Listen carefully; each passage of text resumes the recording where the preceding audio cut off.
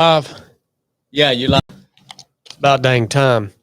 Well, every week I come in here and I just go ahead and make the assumption that none of you have anything to contribute to the conversation today because I know that's probably the reality. So I just come in here prepared with things in my mind that have happened throughout this past week.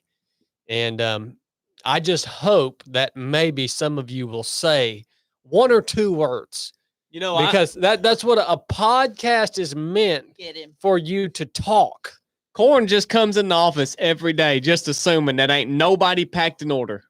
He just comes in there and he assumes, hey, I've got orders to do and ain't nobody done them. And I come in here and I just expect, man, I got stuff I need to do on the computer and Chad ain't done them. Look, I don't look, Blake. None of what you just said makes sense. Does it make sense to you, Corn? It makes 100% like sense. We all got our job, and of course we wouldn't expect that anyone else had packed orders because that's what you do. Well, the other day I took them out there and put them in the back of my truck, and I went in there and took a deuce, and then I ate lunch, and then I went, and nobody had took them orders.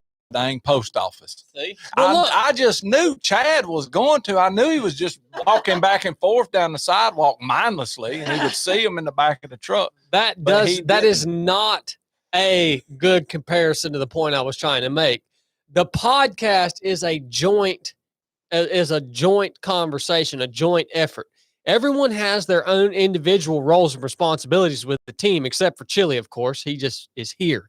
But when we come to the podcast studio, it's supposed to all be a joint effort, okay? But anytime someone tries to talk, you just we ain't talking about that today.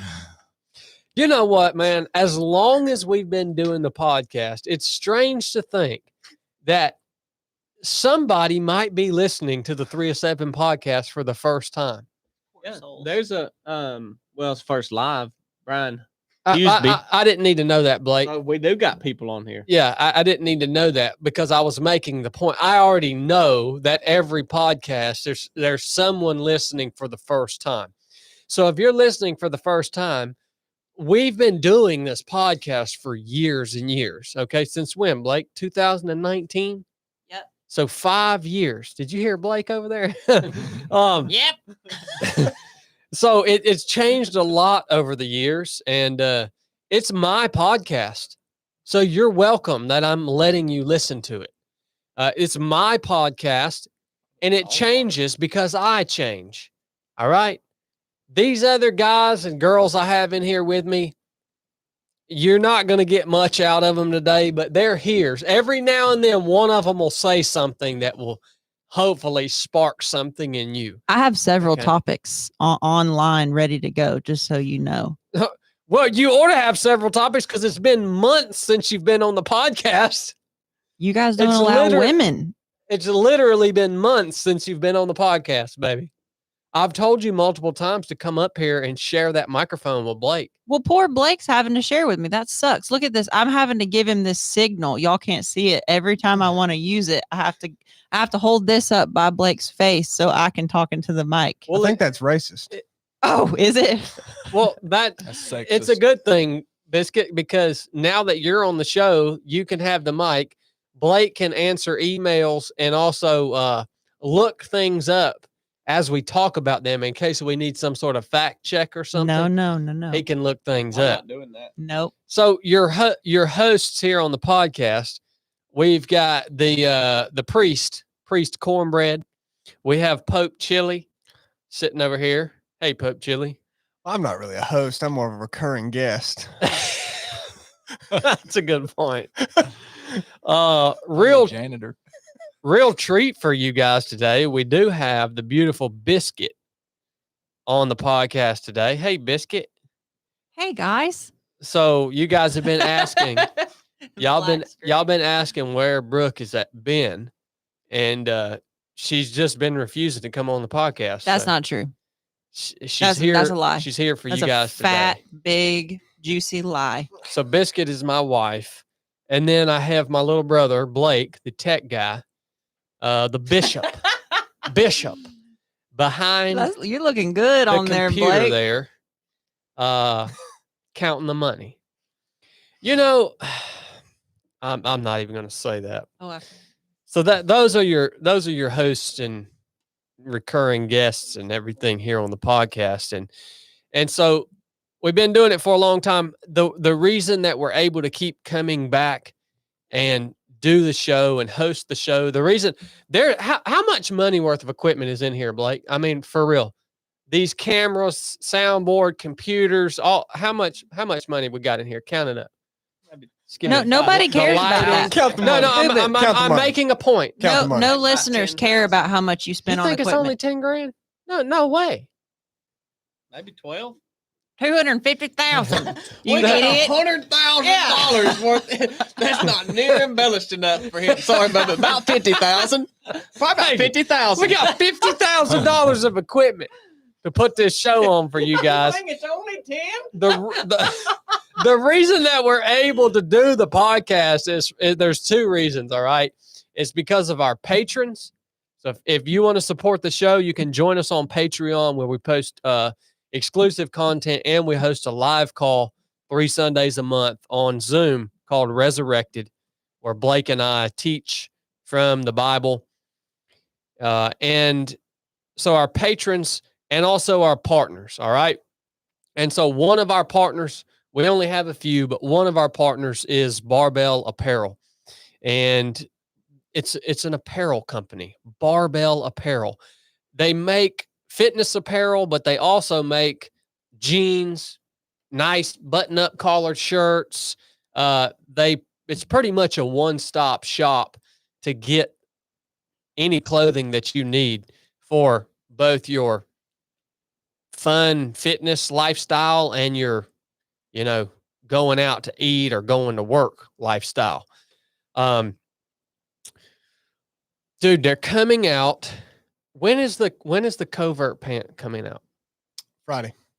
This Friday. They have a new pair of pants coming out on Friday called the Covert Pant. We tested those this past weekend before the ROP course, and they really did an outstanding job with those pants, man. We got out and did some shooting. We did some moving, doing the sandbag toss, squats, all kinds of stuff. And the awesome thing about Barbell Apparel is they make their clothes out of materials, and they cut them in a way that they allow you to move. Even their jeans have some stretch to them. So they allow you to move, and they don't bind you all up and rub you up and make you feel like crap, all right? And they make your butt look really good. I don't know about mine. It does. It makes your non-existent butt look much And better. they make you look like you got a butt. But the women's jeans, especially wherever they put the pockets, is very strategic. It looks nice. They make women's clothing too? Yeah, they make all sorts of women's stuff. Dang. Their sports bras are the best. Heck yeah, man. The best. Yeah, I wouldn't make women's clothing personally. Just like you don't let women on the podcast. Kind Well, of like that. Uh-huh. I prefer, okay, Barbell Apparel. Check them out at barbellapparel.com. If you're looking for a good pair of shorts this summer, also check out the Adapt shorts. They have a line of those with the Be Hard When It Gets Hard logo on there. Really great pair of shorts to get out and, they're pretty versatile, as a matter of fact, running, lifting, or out doing yard work. They're a pretty versatile pair of shorts. Cornbread's usually got them on all the time. You got anything to add on that, Chelly? We got a video coming out this weekend showing off the new Covert pants. Look out for Okay. that on Saturday. Yep. So barbellapparel.com. Check them out, guys. There'll be a link in the description. They also stand behind their products. They got a money back guarantee, lifetime, also on their jeans, right, Blake? Oh, yeah. So we love them, man. Good people. Thank you, guys. Speaking of videos, Chili, why did that video I posted yesterday go so off the rails, dude? I didn't even think it was a good truck talk. It's just titled The Draft. Yeah, I do like when you get creative like that. I know why it did well. Why did it do well? Because I can't figure it out. Well, see, I will give a little bit of insight. I'm talking about a smidge to the public on the YouTube algorithm. Okay. Google Trends plays into it, right? But YouTube algorithms push a narrative. And the narrative right now, whether any of you realize it or not, is reinstituting the military draft. Not many people know that's happened all over the world. Countries that don't even have a draft have now instituted it. Countries like America do this little dog and pony circus show to where we already have one where people that are when you turn 18, you select anyway. You register, sorry, for the draft anyway. But they put this bill out that's basically just stating what already happens pretty much. There's a few more tweaks to it, but that's basically the point of the bill was to put this back in everybody's mind. It's literally on every news thing that I see now, and I don't even look at the news, but if you see stuff pop up, it's like, oh, the draft, this is what would America do with the draft? Does America? You could actually go back months, and there was like opinion polls and stuff like CNN, Fox News saying, does America need to do something with the draft, reinstitute this, that, whatever. All it is preparing you for a conflict. It's preparing you for this to happen, It's just getting it in your mind. It's because what's going to happen is it's going to do opinion polls, gauge the public's thought on the draft, and then based off of that information, put out propaganda and news to shift it in the direction that they want it to be shifted. So they get a gauge on the opinion of the masses to the best of their ability right off the bat, and then start selecting what they feed people with through things like the YouTube algorithm. So they can normalize the idea of a draft. 100%. Yeah. So why was even though you said whatever you said about the draft, why did that get played? Because it puts it in front of people. It's what needs to be talked about right now. It's what needs to be in the public's mind. So I was just playing to the agenda of the whoever the CIA propaganda chief is. Well, right now to a at this degree, time. anybody who's talking about the draft, they're good with it. They just want that conversation talked about. They want conflict talked about, military talked about, the draft. Wow. Thank God I'm too sickly to even go. So if they select me, I can get a waiver. Oh yeah, they wouldn't take you. No. Ain't no way in heck, son. You ain't got an ounce of testosterone in you, dude. No, it's ridiculous. I've got so many ways out. I didn't know the draft was really popping that much in the news and stuff. The only way I knew about that was when you come over the house the other day, Chili, and you was worried to death that you was gonna get drafted. That's the only way I knew about it. Well, I don't know why you'd paint it like that. I wasn't worried at all. I'm blind, have low T. I got bone spurs. Yep. You was more worried than corn in a swimming pool. I have about that draft. I have jaundice.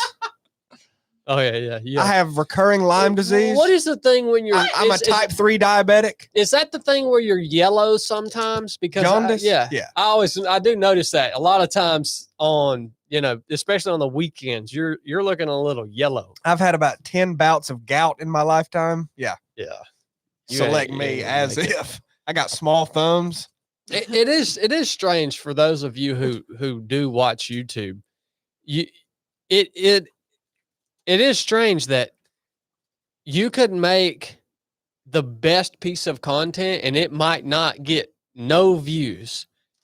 I mean, how you can put as much as you want to put into it and just have so much value in there, but then you can make a piece of crap content that was just along the lines of the topic that was being promoted by the propaganda chiefs, and then it just blows off the rails.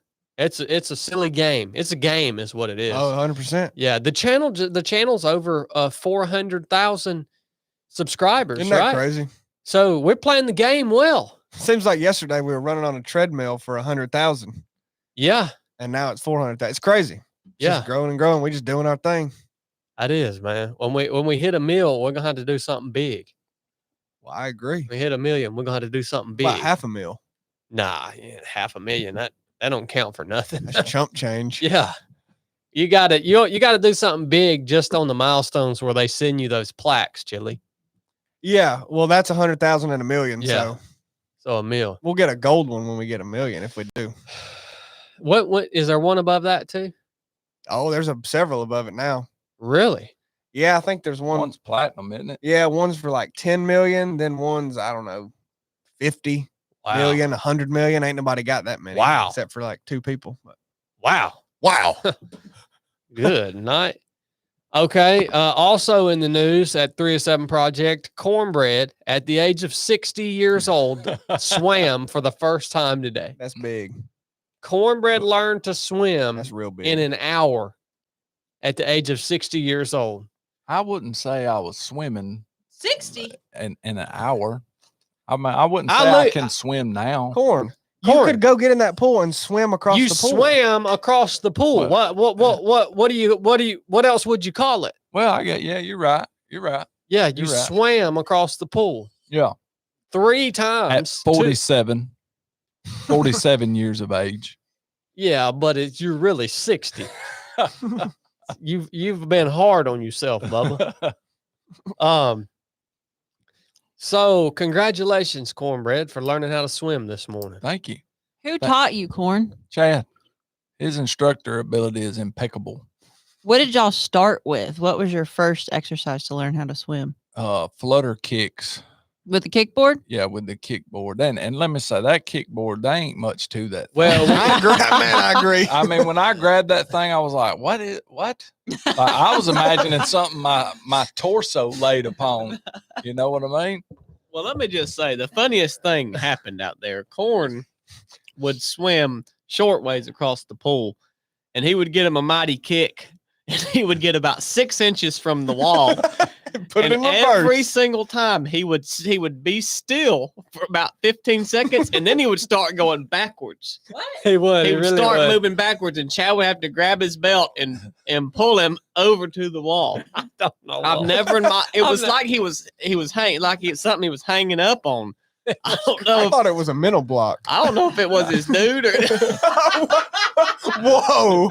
Good night. It was. Not Blake. Yeah, that pull. I don't know if I'm that not was a gonna little say more it. shallow on that end. Not Blake. He high centered. That was crazy. Whoa, man. man. I don't. really I, happened. he was kicking hard enough with his. He had his kickboard out front, and he was kicking hard enough with his legs to keep his legs and his torso up off the ground. But somehow, baby, he started going backwards. I'm not kidding you. That's crazy. I feel like if you kicked your legs in like a roundabout motion instead of up and down, you might get some reverse action. Do you know what I'm saying? Like if you're kicking like this Yeah. instead of like this, you might. He was kicking every which way you could think to kick. Trust me. So, he was. Were you nervous this morning about that? I was slightly nervous. Yeah. Yeah. Like I said, I done looked at the pool when me and Chili was there and counted in my head how long I thought it would take me to walk on the bottom. That was my no panic strategy right there. If I was to sink, I can walk the bottom of this pool and hold my breath for 30, 45 seconds. So you've made it 47 years without ever being in a situation where you've had to swim. Yeah, that's why I don't get that swimming's a life skill.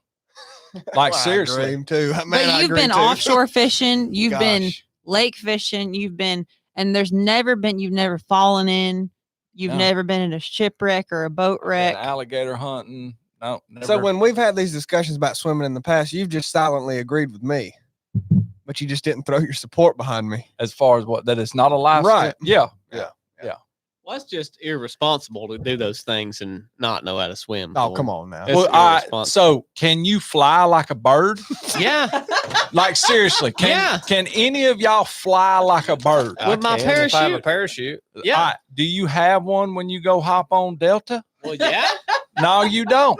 Yeah. So how irresponsible of y'all to get in an airplane? That is ridiculous. Well, I've only done You that a ought to few be times. ashamed. I've only done that a few times. You know what I'm But a saying? human is able to swim. A human is not able to fly. So, So why are you even up there? But see, look, That's, you ain't even that's learned irresponsible. You're That's a able good to point. swim. You just ain't learned it. That's a Until good point. Do you can you fly? That's actually a good point, CB. It is. my goodness. Well, so initially, after we spent maybe 5 minutes with that kickboard. I was trying to get you to go ahead and kick across the pool in through the deep end there, Yeah. and you won't having it. No, Yeah, you kind of ruined my morning. We were making a video, and the reason I was trying to get you to go ahead and kick across there is because I know you wasn't gonna make it, and then I was gonna save your life there on the video. well, I think that's a life skill that's above and beyond making the decision that I could possibly die, so I'm not going to do it. I was right there, dude. You think I was gonna save you? I don't doubt your saving abilities. I don't doubt them, but I say we use those when we absolutely have to. Let's not tempt fate like that. Corn. Let's bust that out when you've got, if you want to practice them, we'll go buy a dummy and throw that joker in the pool and you can practice with the dummy. We ain't going to practice with me. Well, it would have made for a much more exciting video. I agree. I agree. When you picture how you die swimming in that pool, what is it? Do you picture yourself just sinking and like not being, or is it like flailing and your head's just below the water? Like, what is it? I pictured one time I took a big old gulp of that dang water. That's how I pictured. I just inhale so much water that it fills my lungs and they just ain't no coming back from it, even if I'm out of the pool. Oh, so it doesn't even have to do with going underneath the water, No, really? No. Ain't there some way you can drown by just taking in too much water? Like Drowning. Yeah. No, That's a thing for kids. Is it? I wouldn't call that. Yeah, that's dry a thing drowning. for kids where they like Sounds wet to me. they can swim and get out and be fine, and then end up like drowning later on or that's something. terrifying. Yeah. well, if anybody's ever done that, that would really tick me off. I mean, that would really tick me off. So I don't think that's happened before. So, but what you're saying is you, well, I will say this. He didn't try to pump me up like, oh no, you can do it. You're going to make it. He didn't do that. He just said, swim to the other side. So, so that was your plan. So anyone that takes Chad up on his $20,000 an hour fee to learn to swim, just remember that. Just remember that. Since I have a new job, dry drowning is a non-medical term used for acute lung injury that can occur after someone inhales water through their nose or mouth during an underwater accident. The water causes the vocal cords to spasm and close, blocking the airways and making it difficult to breathe and make you die. Make you die. Yeah. Sounds like a valid concern you had, Corn. Yeah. The water ingestion. So Corn was smart enough not to go across that pool until he felt like he was ready, and he cheated me out of the opportunity to save his life. I mean, we could literally be talking about on the podcast right now how I saved your life this morning. Well, I'm glad that's not what That's we're what we talking could have about. been talking about. But I'm glad- now we're talking about the fact that you learned how to swim, not that I saved your life. Well, what was your saving plan? This is what I pictured it as being, that I'm going to get maybe a fifth of the way to the deep and I'm going to start. And I just pictured him pulling that thing. I think he wanted to pull that life. Oh, I would have popped your personal I think that's what he was flotation wanting to do. device. Was pull that. That's what he was That's really the wanting first to thing do. I would have done. I don't think he was wanting to really save me. He was wanting to pull that for the video. He wanted some drama. That's what he That's all he wanted. That's it. And he was yeah. willing to risk your life to get it, Corn. Did you not? I mean, in the Navy SEALs, man, that is a course that I have to pass. Is life saving in the water.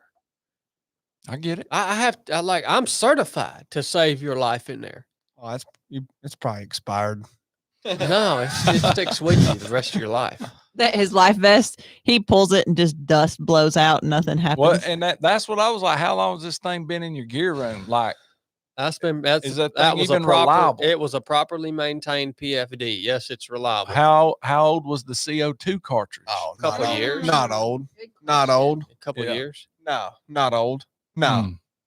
Chili So don't know how old Yeah, he that does. freaking CO2 Matter of fact, I cartridge know is. exactly how old Yeah, it he is. How? remembers I when we bought it bought with Chad. Yeah. At the Those canoe things house. were expensive as crap, man. they were. Those things were expensive.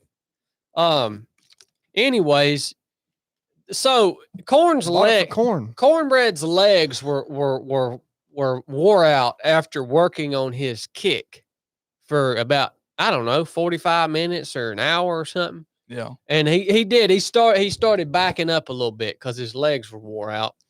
And so I said, well, okay, well, we're just going to digress from this point. So I'm just going to show Cornbread what he's going to do with his hands when he is actually ready to try to swim for the first time.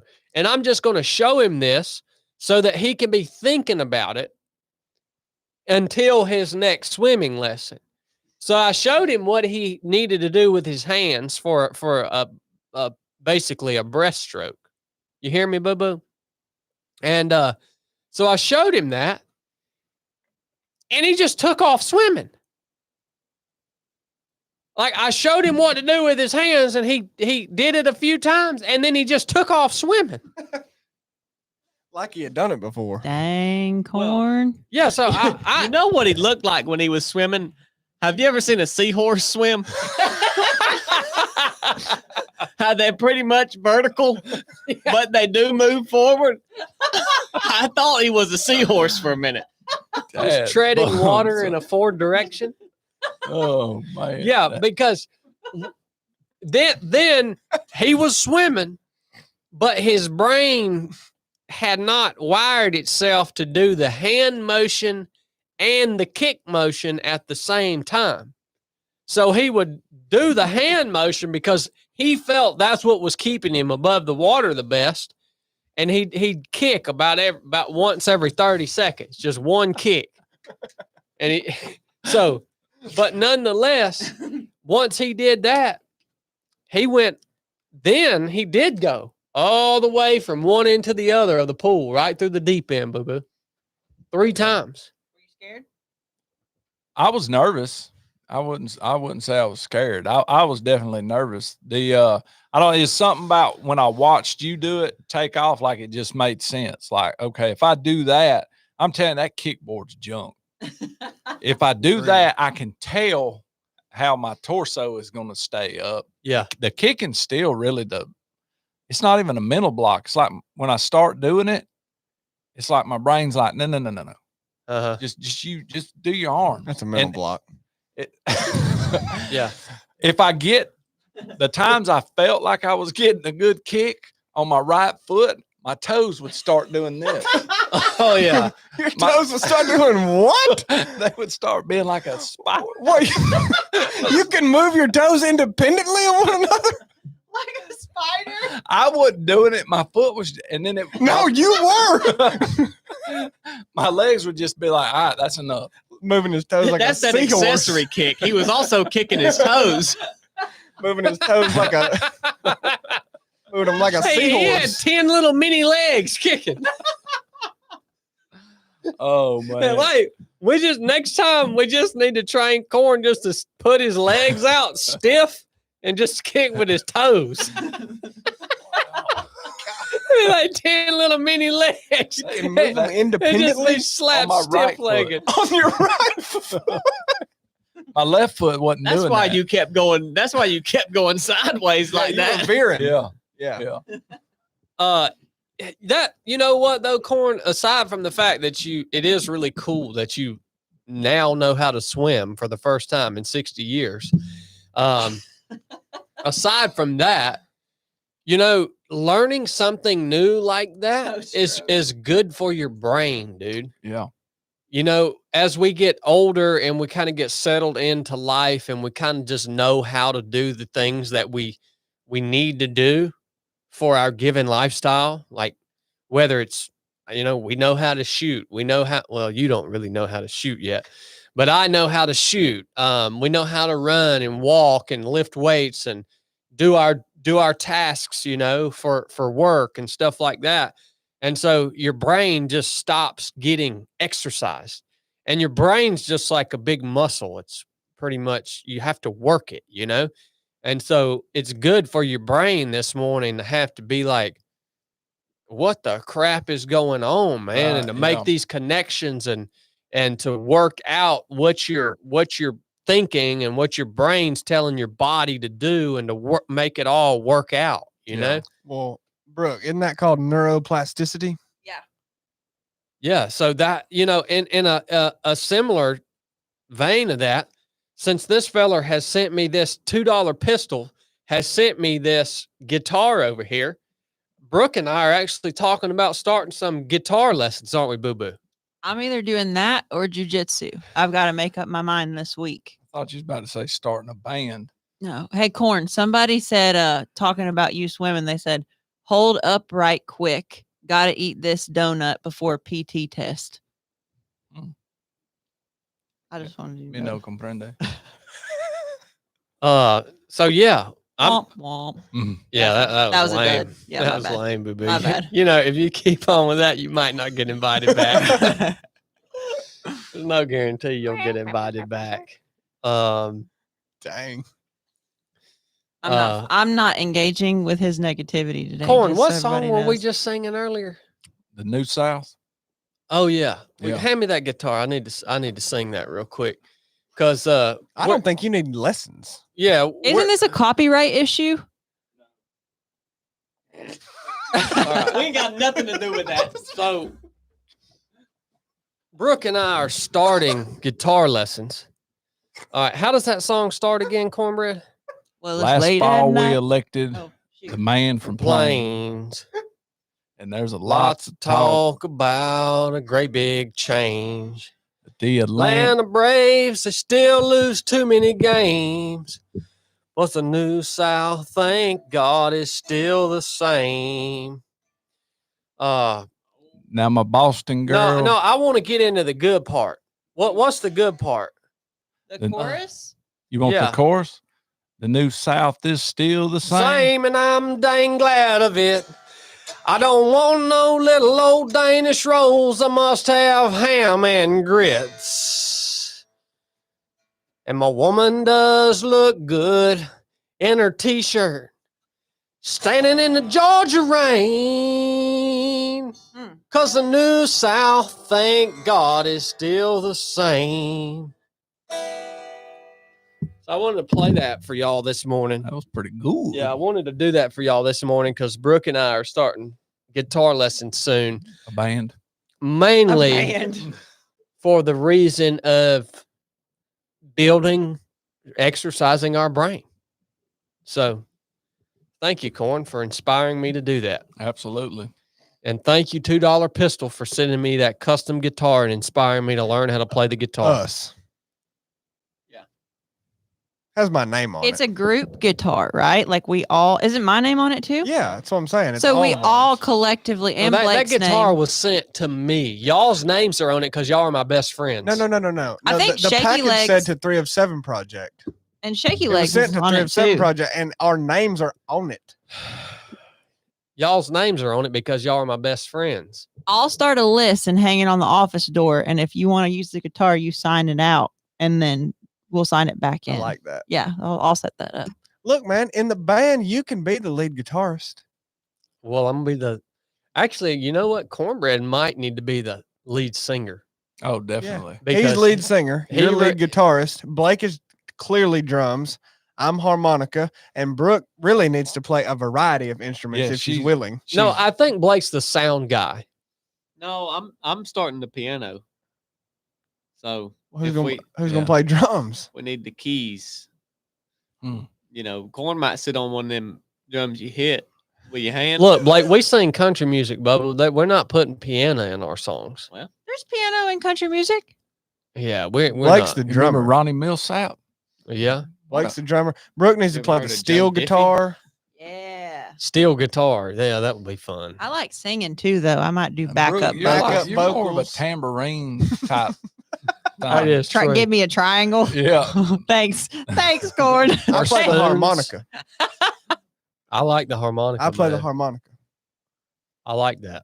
What about the juice harp? That metal thing they put in their mouth and they go. I have one of those. You got a juice harp? Then why was you shaking your head like I don't know? No, I was shaking my head like I ain't playing that. I'm playing the harmonica. okay. I got you. So good job today, Cornbread. Thank you, man. I appreciate you working with me. You're welcome. You did good. You swam today. I mean, it really don't seem like that's registered with you because you just keep denying that you swam. I'm thinking if you can swim, you would be able to stand on the side of the boat and just like gloop out and just check me out, and back to the boat. And Well, no, that would, now you're talking about swimming for recreation. yeah, We're not learning to swim for recreation, Bubba.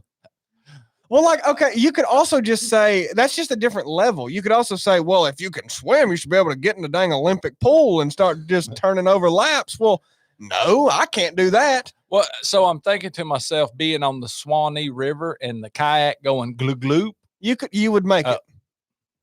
Mm-hmm. I don't know. Might have to pull that cord, Jack. Next YouTube video, y'all go to the beach down there and get a kayak and test this. Flip What, corn over dump and drills? help himself save his life. Chad's done proved that he has something other planned in his head. Then we're not like on the same page when it comes to safety.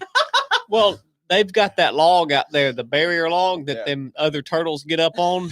And so, so if you got tired, you could just get up on that turtle log. Well, what my goal is, Cornbread, is to get you to the point in the pool where you can jump into the pool, into the deep end, and jump in and then get your head back above water and swim to the other side. That's the goal we need to hit. Right. All right. That makes sense. So we got a couple more lessons, but whenever you're ready, you can try it, because if you don't make it, I'm going to be there to save you. All right. Okay. All right, outstanding. Well, we kicked off the ROP course, the rite of passage. We kicked off the first course of the year this past weekend with the ROP Team 6. If you don't know what the rite of passage is, it's really simple. It's basically 24 hours of continuous movement through the mountains here in North Georgia. All you have to do is eat, sleep, and move. I mean, I always say that. Eat. You can sleep while you're walking, but you don't have to sleep. You have to eat, drink, and move for 24 hours. And we take teams out once a month, at least during the summertime, and we do that. All the courses are probably already full, huh, Chili? Yeah. September's full. Yeah, there may be a few more invites going out, but some last minute whatever. But yeah, it's they're all full. Okay. But it's 2024. So that's what the rite of passage is. We kicked this course off last year, and it's really, really helped a lot of people. And I think it's going to do the same thing this year. It's extremely simple, but it gets really, really hard. And that's where all the gold's at, is when it gets hard. So this was actually, this past weekend was the first ever 3 of 7 project training mission that I wasn't able to be on the entire time. Now, I was out there the whole time, but I wasn't actually with the team the entire time because I have a dang blood clot in my leg. First ever since the inception. Yeah. And man, I'll tell you what, that was hard for me, dude. I was thinking the whole time, as hard as the ROP course is for me as an instructor, because y'all might not know it, but that course is hard for us as instructors. I mean, heck, Blake did one and decided he refuses to even do another one. So That's not true. I was going to do it this weekend. well, yeah, out of pure necessity. You Well, would yeah, I mean, you would have complained about it for no, the next 6 did months. I complain at all? No. And he failed miserably several times at running support. So you definitely I'm not a like, good support guy. it is playing to Blake's strengths to run the support because you weren't capable of Yeah, that. I'm not a very good support guy. There was one station resupply point where they came in, and Cornbread and me, we just weren't even, we didn't have anything set out. Now, what would have happened if I wouldn't have had that set up? Ooh, buddy. It Oh. been bad. Oh, that would have been bad. I mean, I I'll- might do that. Blake reveled in it though. Well, I might do I'm that. your teammate member, so I will take the Cornbread and me weren't ready, because that is all in all reality. I could have pitched a fit and said, no, we got to get this stuff up. But I asked numerous times, shouldn't we get it ready? And as Chad was laying in the midst of all those pizzas, and Brooke can 15 attest of to them. that, in the van. He's like, no, they got a long ways to go, Bubba. Just relax, Bubba. Go get you some rest, Bubba. Wait a minute. Wait a I minute. can hear it. You also told me to chill. You told me to chill. I was like, I need to set everything up. I'm going to start. And you said, Brooke, chill. That's right. Let's not get Chad wound up. Chill. That's right. So yeah, man, so out of all the ROP courses I've done, I was thinking over the weekend, I was like, man, this is the hardest rite of passage course that I've ever been a part of. And it was hard for me because I wasn't able to be out there with everybody for the whole time. And you know what I realized, man? I think that this is true. I think that these training missions that we do, and especially the ROP course, I think that they are probably as much for me as they are for the people that show up and do them. I never realized that before. Does that even make any sense to you? Like that course, the way we run it during the summer, once a month, I get as much out of it, and it's as much for my own satisfaction to be out there doing something difficult like that with awesome people and being part of that team that develops. It's as much for me as it is for them. I never understood that, man. I always thought I'm just out there doing this purely for the students, to pour into them and to provide this experience for them. And, but I realized this weekend, that's not true, man. It was really, really difficult for me to support the mission from a different angle. I'll tell you what, y'all were probably worried about me, weren't you, Chili? In what sense? Yeah, whatever. I just know you were probably worried about me. Not really. I mean, you were fine. It was normal, a normal struggle. It's probably good for you. Oh, it was definitely good for me. Yeah, I wasn't worried about you. Yeah, it was definitely good for me. What were you worried about, Blake? I was worried he wasn't gonna have no snacks for us. Well, Because definitely the easier thing for me would have been to been out there the whole time. That would have definitely been the easier thing. So yeah, it was challenging. But I think another cool thing that came out of that mission, and the fact that physically it wasn't safe for me to go and do that right now because of this blood clot in my leg. I think another really good thing that came out from it, other than the realization that I had of how much I personally get out of the training missions that we run, which is encouraging to me. The other thing is just proving that the missions that we run are solid in and of themselves. Like, they're not solid because I'm there. They're solid because they're designed and executed in a way that they're going to do what they are designed to do with or without me. And so, yes, if I'm there, I bring a unique voice to the mix, but we all do that. We all bring a unique voice, a unique style of instructing, a unique style of mentorship to that environment, right? But the course itself is going to accomplish what it needs to accomplish. If any one of us happens to not be there, it's still going to do the work that we want it to do. And I just thought that was a really good. I've always known that in a way, but it was a really good just proof that, hey, the course was 100% as impactful as any other course we've ever ran without me being able to be there the whole time. And that was good for me to see that. And it was, I think, also good for the people who were there to realize that. I think it was good on both ends. Social media and YouTube and all this stuff, it creates a form of man worship.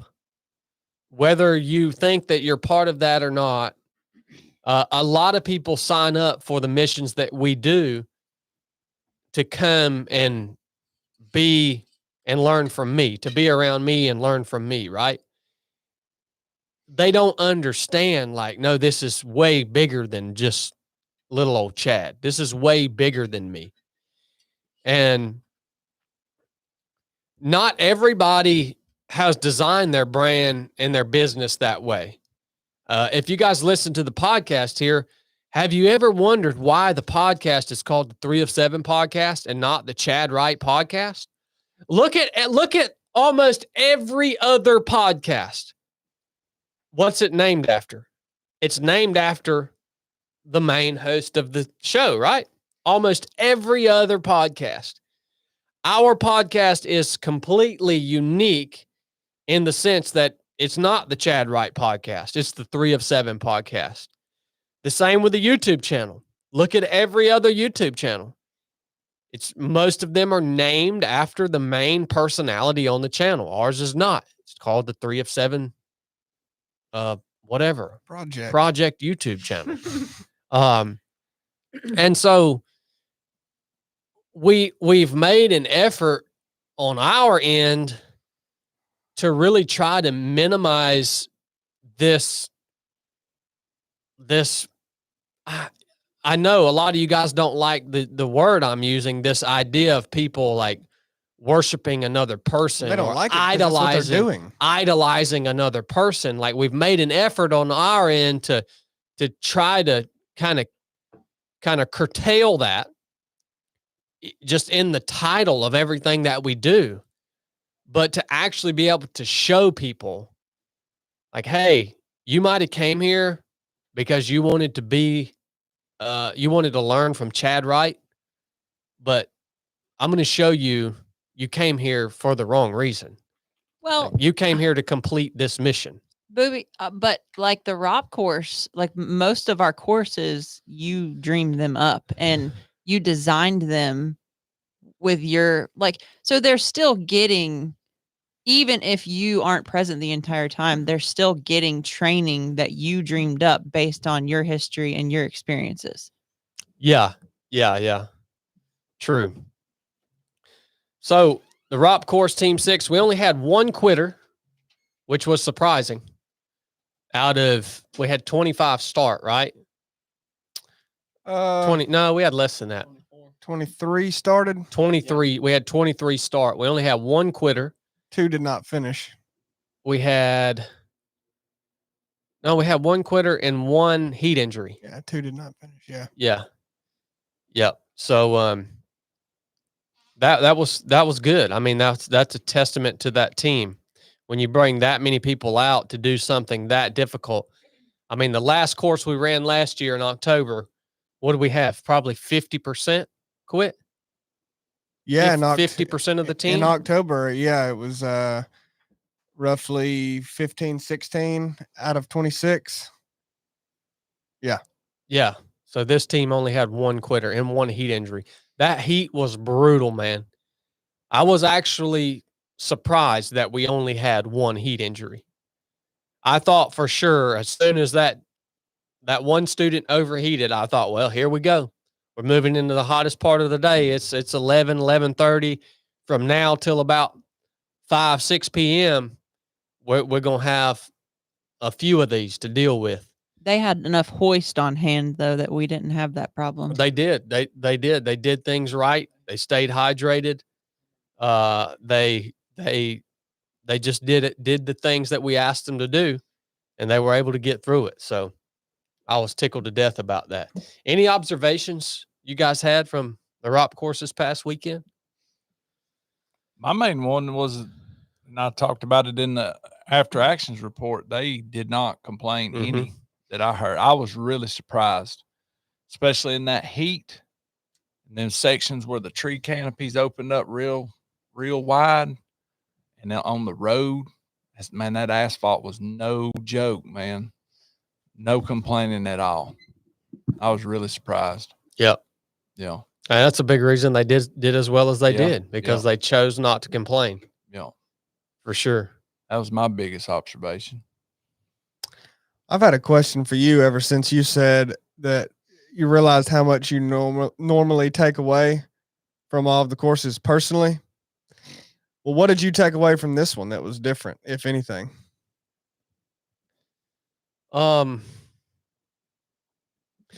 You know, that's a good question, man. I've had Brooke was hitting me with questions like this yesterday. I've had so much going on that I'm at this little season of life that I'm in. I'm just moving through these things, and she's asking me like, "What are you taking away from these things?" And I'm like, I'm actually just trying to get through them.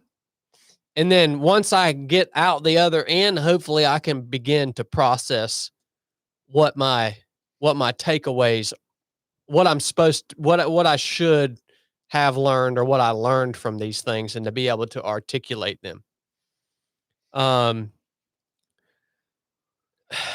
For me, I'd say as of now, my biggest takeaway has been the fact that the missions and the work that we do is as much for me as it is for people that we work with. Mm-hmm. Like, that's huge for me, because it changes my outlook on everything that we do. It really does. It's like, because then it becomes, okay, we're doing these missions for these people, but the knowledge that I'm actually getting as much out of it as they are, it becomes less and less like work. It feels less and less like work. You see what I'm saying? So for me, it just encourages me to keep going and to keep doing what I'm doing, and to not get tired of doing what I'm doing, because I know that if I stopped doing this, that it ain't going to be good for me. You know what I mean? So I need to keep doing this that I'm doing for the people who are coming out to get better, and so that I can get better at the same time. And just to know that the work that we do is such a huge part in my own personal development is tremendous. So as of now, that's definitely my biggest takeaway. And my second takeaway is that I definitely need to learn how to be on the support side a little better. Because I ain't never crewed nobody at a race, or nothing. I'm always the one in the mix, like doing the thing, the main thing, which the main thing don't happen without all the other things. Like, you have to have support element out there on the ROP course. So like, being able to see that side of it and realizing how important it is and how much work goes into it. I mean, there's a lot of, you don't stop when you're running support for the rite of passage. You don't freaking stop, man. Like, you're running back and forth. You're getting food. You're topping everything up. You're setting up. You're taking down. You're moving to the next location. I mean, it's constant, man. And I need to work on being better at that. And I've always known that serving other people in that way is a weakness of mine. I want to be doing the main thing. But so that's something that would be good for me to lean into, like even if it's just crewing somebody at a race or something, because that's a delving into a whole new aspect of that selfless nature for me. I can't be out there with you, but I'm going to support you to the highest possible level that anyone could possibly support you. And to support another person, you have to put yourself aside, right? And my own desire to want to be out there. Yeah. I'm just not good at that, man. Yeah. Well, it may take a lot because I ain't good at that either. I mean, the first time I'd ever crewed anybody was you at Cocodona. Yeah. First time I'd ever paced anybody was Blake at Georgia. Well, you at Cocodona, and then Blake with Georgia Jewel later that year. And I mean, the same thing with me is like I suck at that. I mean, suck at it, and then it's be due to selfishness, and like I think that's what you have. That's good to do those things, like when we did those races and stuff, but that don't change it. You got to keep doing it. Oh yeah. I mean, that ain't gonna fix nothing. But I think that maybe that's what you feel like you need to do. Yeah, go crew Blake at Cocodona, I guess. Yeah, anticipating the needs of other people. Yeah, Like, and I don't do that. Anticipating the needs of other people and trying to stay ahead of those, and making sure that they have anything and everything that they think they need, and anything and everything that they actually need that they don't even know they need. Yeah, like that's when you can say you're really good at supporting other people. Sometimes you might have to tell the person, no, this is what you need. Like, I can see it. You can't see it because you're in the midst of it, but I can see it, and I'm going to make sure you get that thing. Right. And I just ain't there yet with that. So did you have any observations, Biscuit or Blake? No, I mean, I think y'all hit them. I mean, this team was, yeah, I think anything else I would add, the thing that Corn said stuck out a lot. I think the thing that stuck out to me that they needed to work on, that they also addressed themselves, was the selfishness and leaning on other people and needing to become more selfless. And I think they kind of got that toward the end of the course. And they all said they understood it, and some of them said they weren't happy with how they executed that. But I saw that the whole time, and so it's good that they all recognized that, and I hope they took it home and are able to work on that.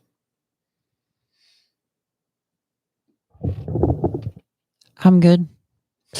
Y'all covered it all already. Would you just come on this podcast just to sit here, baby, and listen to us talk? Well, you haven't stopped talking since the beginning. So I really haven't had a chance to say anything. Oh, so I have lots of topics up my sleeve. I got some well, what's some your games. I got all sorts of stuff. You just turn me loose. What's your main topic? Well, so my topics tend to be hard shifts. Very, very similar. Okay. They're talking about hardship, talking about farts, talking about poop, or talking crap about you. So I don't know if there's a category that you prefer today, if you want to choose, but otherwise I can choose. Okay. Tell me what you want to talk about, Biscuit. I would like to talk about, I met somebody this week, and this is, I think we've talked about this before, but I'm not sure. I met the like 16th person this week who's been married for over, I think he'd been married 13 years, and he had never passed gas in front of his wife. Ever. And he had never heard his wife pass gas, and they live in the house together and sleep in the bed together. And so several people have told me that recently, and I'm just astonished, and I think they're all lying. So that's what I would like to talk we pretty about. much bottomed that topic out. Good observation. Wow. Bottomed that out. You want? So today is actually the official Coronavirus Day of Remembrance. I'll let you do what you just did because you've been poopy pants lately and you need to feel like an alpha male.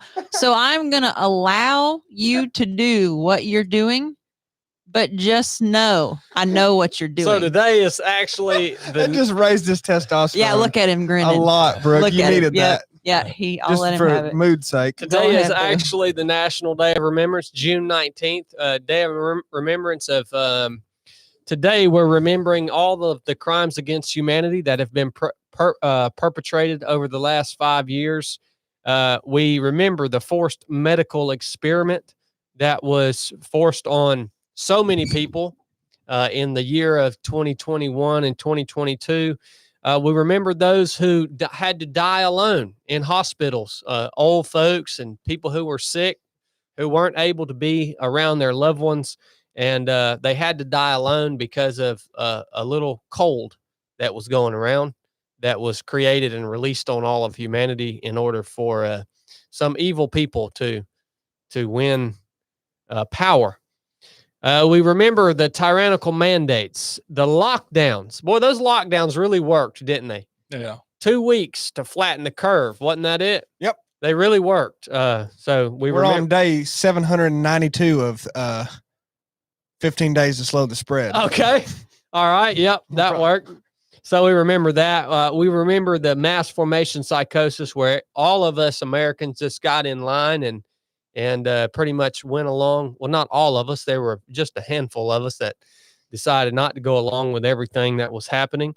The government threats against us. Prepare yourself for a winter of sickness and death. That's one that I remember from the great Joe Biden.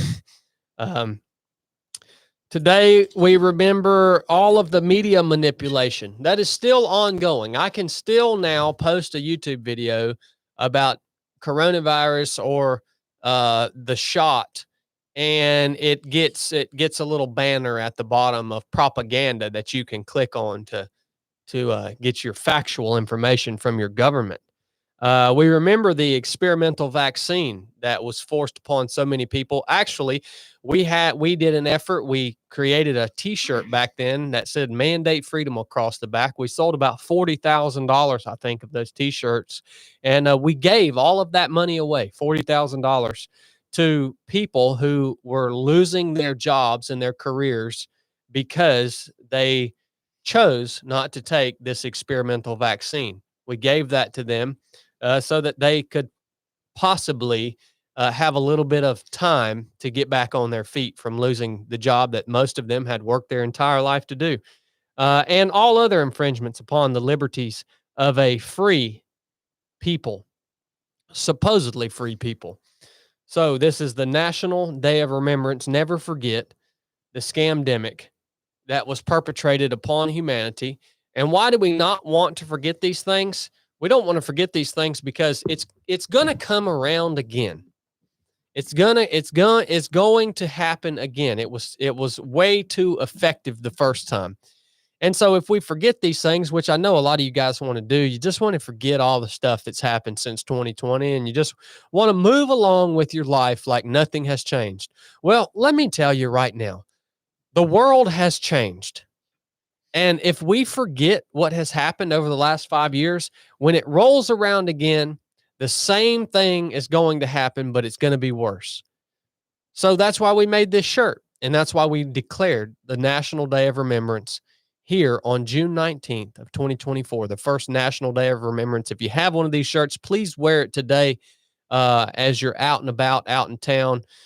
Pope Chili, do you have anything official that you want to add about the National Day of Remembrance? Because it was your declaration.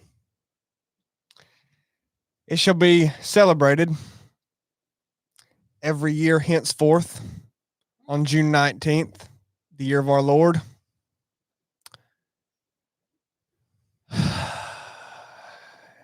What I would like to be done is a blue COVID mask hung from your flagpole. How you will remember this day on June 19th. Your flag should already be at half staff, so then just lower it the rest of the way. If you have an American flag, remove it, discard it, and then please hoist up the COVID-19 mask to full staff on June 19th. A blue N95 mask. Oh, yeah. Yeah, that's the official mask of coronavirus. That's right. Every day henceforth. Roger that. Pope decreed it. Boom. Y'all heard it first here. Thank you for that, Chili. All right. Thank you guys for celebrating the National Day of Remembrance with us here at 307 Project. There's also a big holiday today. No, National Day of Remembrance. That's the only holiday today, boo boo. No, that's not true. Yes, it is. Unfortunately, it There's is. a very important holiday today. No, there is not. Yes, there Yes, is. National Disagree. Day of Remembrance. National Day of Remembrance. It's not a competing holiday. Don't you bring it up. Yep. It's the only day to remember. You guys are dicks. Whoa, baby, there's children watching this. Well, it needed to be said. What the Good. crap, I bro? don't Gosh. agree with y'all's shenanigans right now. I'm brushing my arm hair. Okay, boo boo. What's your next topic? No, I'm You wanna not playing discuss on games the with show you here? today. I'm not playing games either. You have to come up with a legitimate topic to discuss. Do you have one? I gave you 4 categories. Okay. Okay, so you don't have one. Okay. That sounds good. Well, I guess I'll talk to you guys about my most recent struggle since nobody else seems to have a topic. Well, I wanted to talk about the draft a little bit. We covered that. Yeah, we covered that Yeah. for sure. Yeah, and Biscuit, I mean, I'm throwing you a bone here. I'm trying to give you a chance. I would love to talk about the marriage and the farts or any kind of hardship you guys want to talk about. I would Hardship duty. I would love to talk about the difference between lobsters and crawdads. I would love to talk about lots of stuff. History. Any kind of hardship you've dealt with.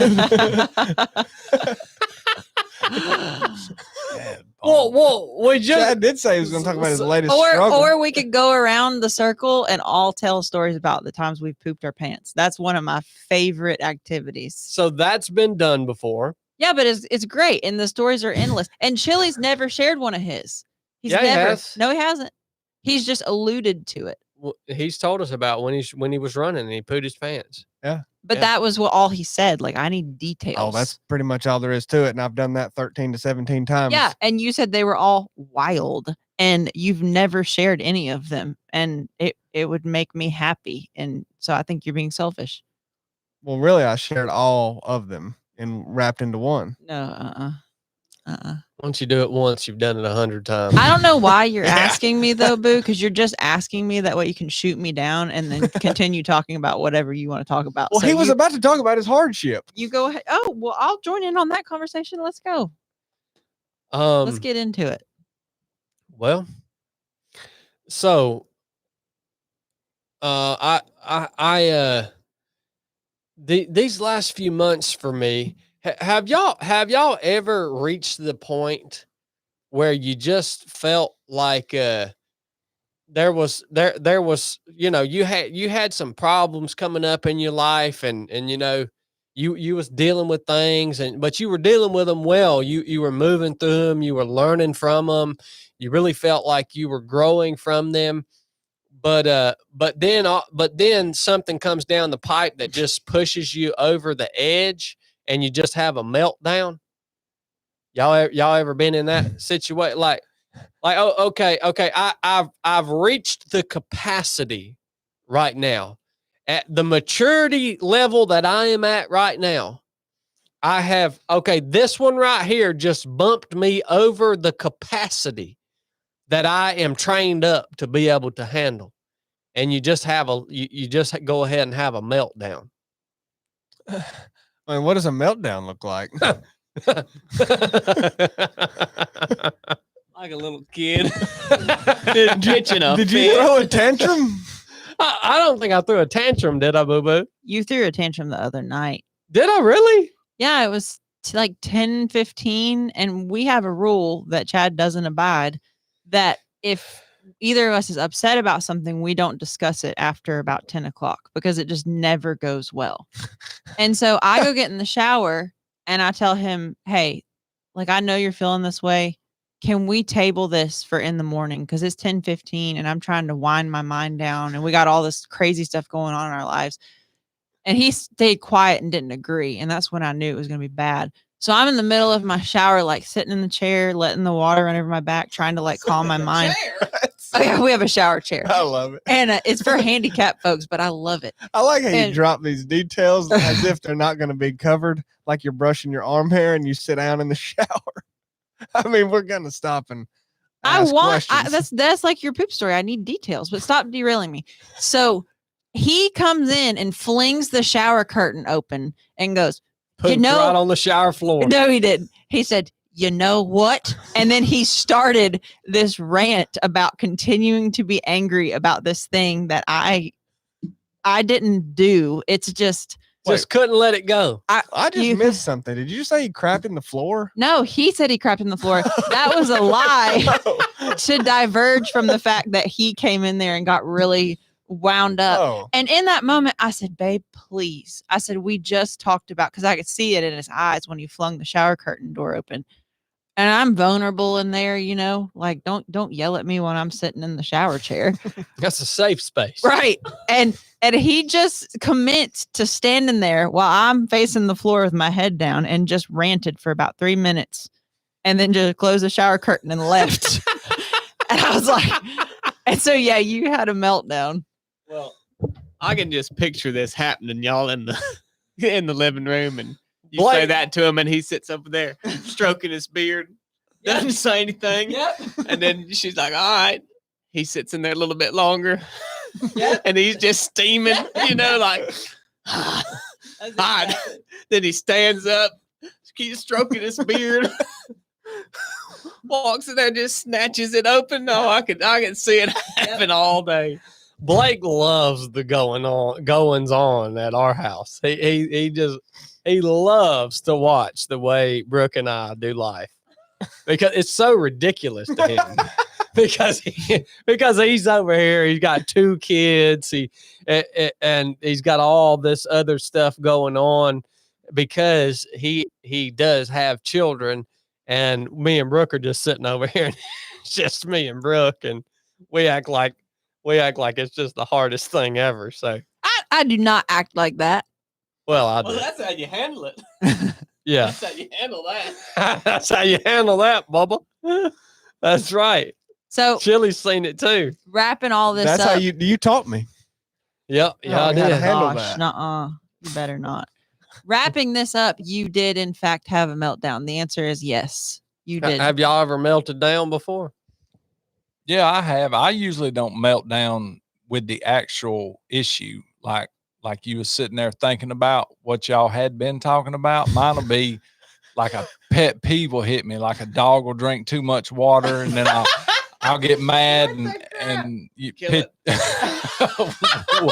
Whoa!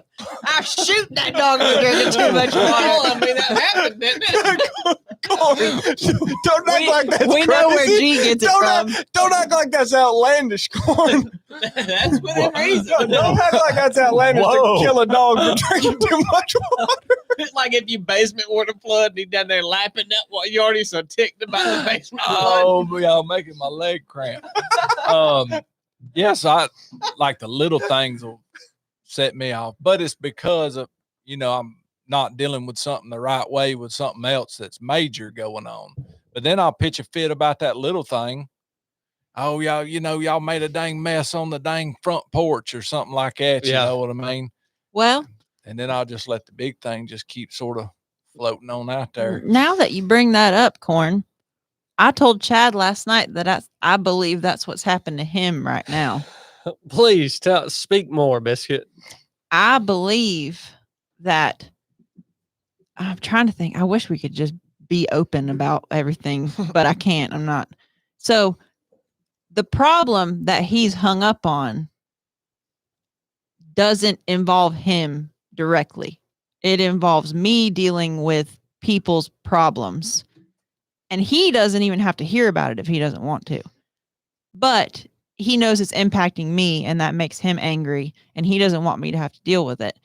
So last night I said, I think you getting so fixated and angry about this thing is because you're blood clot and because you're not well, and that's really stressful and that's really hard.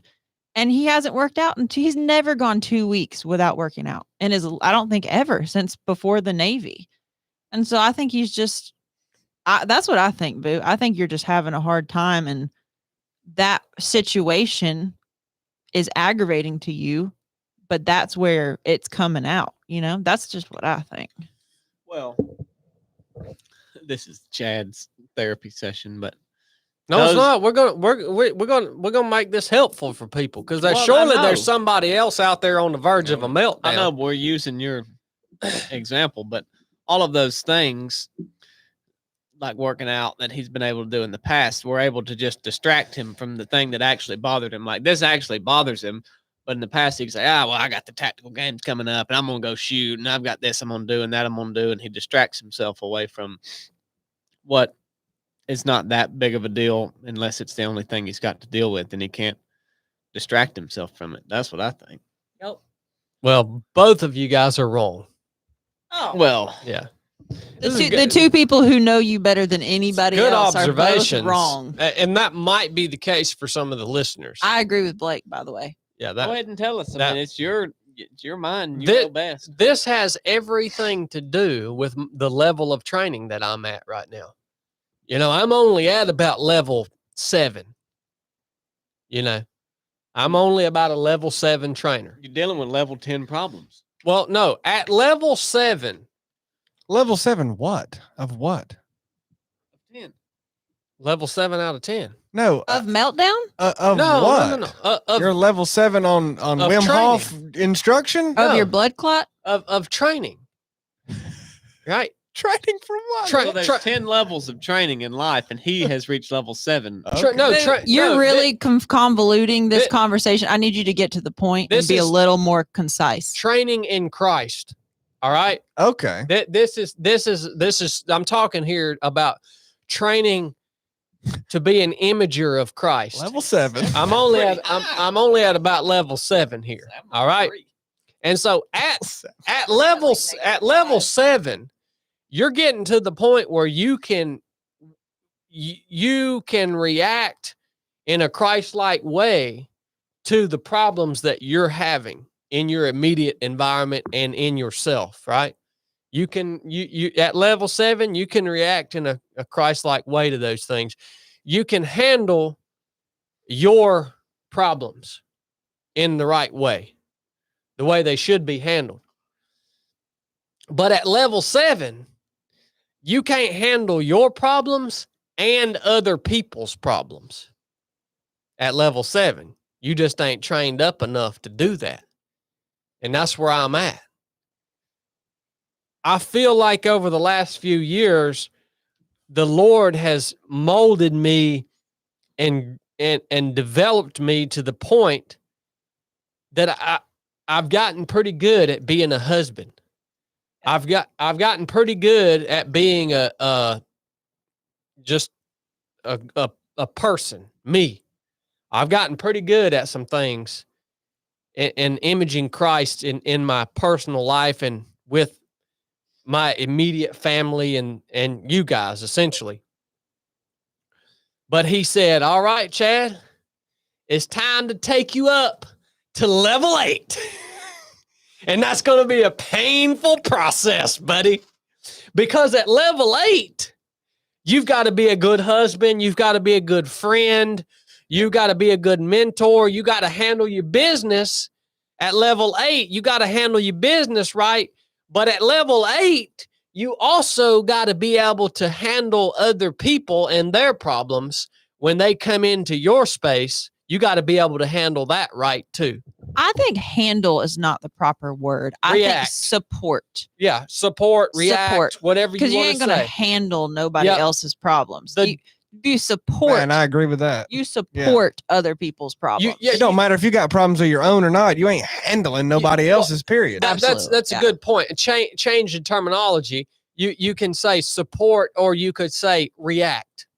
React in a Christ-like manner, right? And so every time you level up, you're probably going to have a meltdown. Because the only way for you to level up is for life to put more on you than you're prepared to handle. You see what I'm saying? You ain't going to level up until all of a sudden life throws too much at you than you can handle, than you're trained up for, than you're ready for.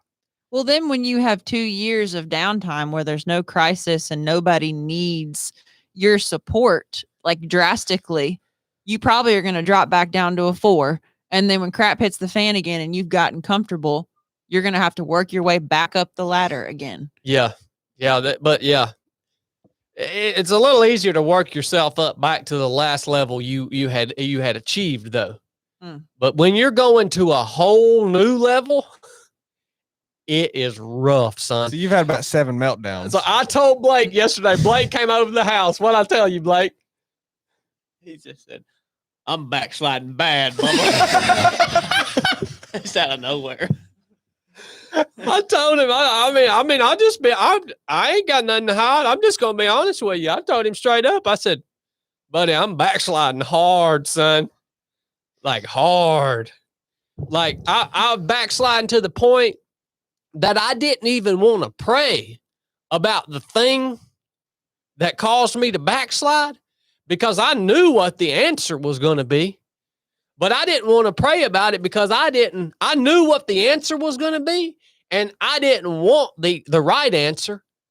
I wanted the answer that made sense to me at level 7. Yeah. Can I say though? How about that, buddy? Brooke had to pray for us 2 nights ago because I didn't even want to pray. I told her I ain't praying. I think this is a good, like what you're saying right now to me is a great lesson, is that you have now chosen to do the right thing in this situation, but your attitude hasn't followed your action yet. Mm-hmm. And I think that's okay. Like, I think people beat themselves up and they allow their inner critic to like, well, you've done the right thing, but you still don't like it or you're still upset about it. And it's like, sometimes your feelings will follow your action if you don't beat yourself up and overanalyze. Like, it is still the right thing if you do the right thing and you're struggling with it. Like, you still can celebrate that. I think you should still celebrate that you've chosen the right thing, but it doesn't feel. Actually, every day I choose things like that. I choose things all the time that are the right thing for me, and I don't like it, but it's the right thing. So I think what you're experiencing is human, and you're doing well. Your meltdown when you busted in on me in the shower was a little intrusive. Well, my meltdown lasted way longer than that. It was my meltdown was my backsliding was like 2 days long. Yeah, but you got a lot going on. I think you're doing fine. I think as long as you're, action wise, as long as you're doing the next right thing, you're just being a human in the struggle. You're not allowing the emotion to change the decisions you're making. You said, I didn't want to pray because I knew what the answer was. You knew what the answer was. So you went with the answer and you're still pissed about it, but that's okay. You're human. Just, you're doing the right thing. You're kind of a butthole, but you're doing the right thing. Yeah. So I'm kind of confused about what upset you, that Brooke was having to help someone, or Brooke was being burdened, or there was somebody else coming into All three. That somebody else is bringing their problems into my the environment that I'm responsible for. right. When there's already so many problems in the environment that I'm responsible for, that we are actively working to overcome them every minute of every day. And here's some people that's going to put more on top of that has nothing to do with me. Yeah. So that made me mad. Had those problems not the previous not already been there or being worked on, not been there, and then this come up, would it be an issue? Not near as big of an issue. No, because he entered into it before the blood clot. Right. Not near as big of an issue. But Right. but I'm over here like in just my own environment. I'm having to work, have been for the last 2 months. Yeah. I'm having to work every day to to remain faithful to the Lord, like in prayer and really seeking the Lord. And I'm having to work, man. And my wife's having to work, and we're working together, and we've got a thing worked out. And it's we're, that's what got us to level 7. Yeah. But level 7 is not, it doesn't feel good for either of us. Yeah. It didn't feel good to get to level 7. No, it's not going to, when you're leveling up in anything in life, generally it is not going to be comfortable. Like, name something that you can level up on in life that is going to be just joyous and there's going to be no pain. Like, can you think of anything? No, it's part of it's part of training. Right. So yeah, Cornbread, I'm like, y'all know what we got going on. Yeah. And you don't have enough respect knowing exactly what we've got going on to handle your business, because while we're trying to handle our business, and you don't have enough respect not to dump your business on us, and it ain't got nothing to do with us, and you know what we got going on. Yeah, that ticks me off. Like, I wouldn't do that to you. Yeah. Like, if I knowed you was just in the midst of a bout of whatever, and you were fighting every day to work through it, I wouldn't come in and just keep taking a dump on you with the crap, whatever crap I had going on. Like, I ain't going to do that. So yeah, that ticked me off, man. Well, I think a lot of times though, the person that may bring an issue to you, they don't see your issue as being that big of an issue, probably because you are level 7 and you're handling it really well. Yeah. Yeah. That you're right, Corey. Yeah. Would you agree with that, Biscuit? Yeah, I do agree with that. And I think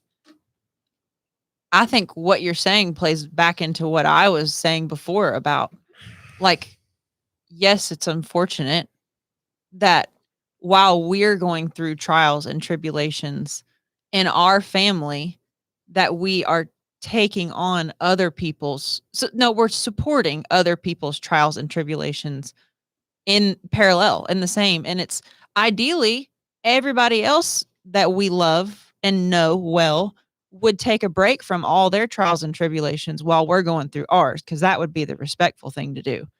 But obviously that's not how life works, and that's not what being in relationship with people look like.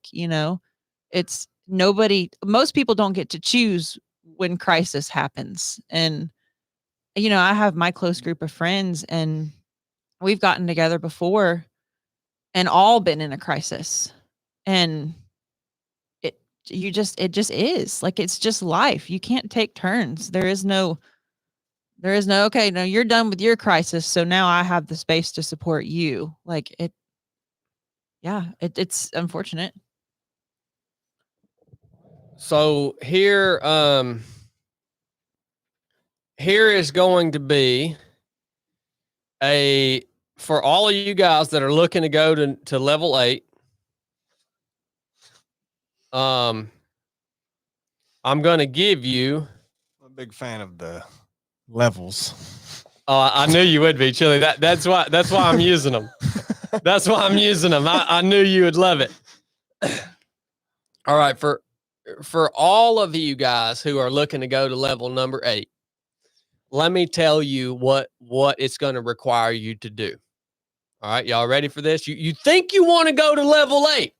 Let me tell you the main factor that leads you into level 8. All right, here it is. Y'all done read this before, and you didn't know this was level 8. But now you about to know. All right, this is what you're going to have to do. But to all of you who will listen, I say, love your enemies and do good to those who hate you. Bless those who curse you. Pray for those who mistreat you. If someone strikes you on the cheek, turn to him the other also. And if someone takes your cloak, do not withhold your tunic as well. Give to everyone who asks you, And if anyone takes whatever is yours, do not demand it back. There you go. You ready? You ready to go to level 8? Do you think that Jesus said this just because it sounded good? Maybe you've read this before. And by the way, I'm reading from Luke chapter 6. Maybe you've read this before and you say, that really sounds good. I mean, you get what I'm saying? Yeah. Do you understand how freaking radical this is that he's saying right here? I mean, surely to goodness, he just said this because it sounds like somebody that would do that's a real good person. I tell you what, Jesus, he sure was good. Surely that's the only reason this is in here. Surely he doesn't mean that if I'm going to go to level 8, I actually have to do this. You got to be kidding me right now. No, this was just recorded just so that we could know how good he was. No, buddy. No, buddy. You want to go to level 8? That's what it's going to require. If you don't, you can just stay where you're at. He didn't put this in here just so you could see how good he was. He didn't put this in here just to give you some unattainable standard so that you can realize your own wickedness and unrighteousness. No, he put this in here because he's going to one day require you to do it. That's why he put it in there. And this is the reason why I had a meltdown and a backslide. Because I came to a point in my life where I had to make a decision to live this out. To literally live it out. To a point, like to a high degree. Like, I'm not talking about some paltry thing. Like, I'm not talking about something like walking up to somebody who you had a disagreement with and saying, you know what, I'm going to pray for you. No, man, that's the American Christianity that you're used to. That's what you're thinking when you read this in Luke chapter 6. You're thinking, you know what? I'm just going to mention old Joe that I had a disagreement with on how to run the skid steer at work today, and me and him had a few words. I'm just going to mention him in my prayers tonight. No, buddy. No. That's the American Christianity that you're used to. I'm talking about implementing this to a degree that it literally makes you writhe. Oh. Oh. That it keeps you up at night, that you're having to do this, that it's costing you so much that you're feeling it, son. You're going to see it and you're going to feel it. For somebody that you despise. That's level 8. You want to go there? You better gird your loins, son. Well, as we speak of it in levels, I would say that we're all just level 1, and there's a level 10. I'm going to level 8, Bubba. But you I'm just level go from all. 1 to 10. I think we're all always level 1. Yeah, I agree. I don't think there's any levels. too many things. I might be hovering around 0 personally. Well, we all are. Well, Biscuit's the only one that's y'all can poo-poo on that if It's you all want. right, Bubba. The point. It's all right, Bubba. You just a That's level all right, 8 Bubba. hanging out with a bunch of level 1s. Yeah. That's all right. It was that hiss he did that made him a level 8. You know what I mean? At the end He of it. become level 8 when he said, "Rise."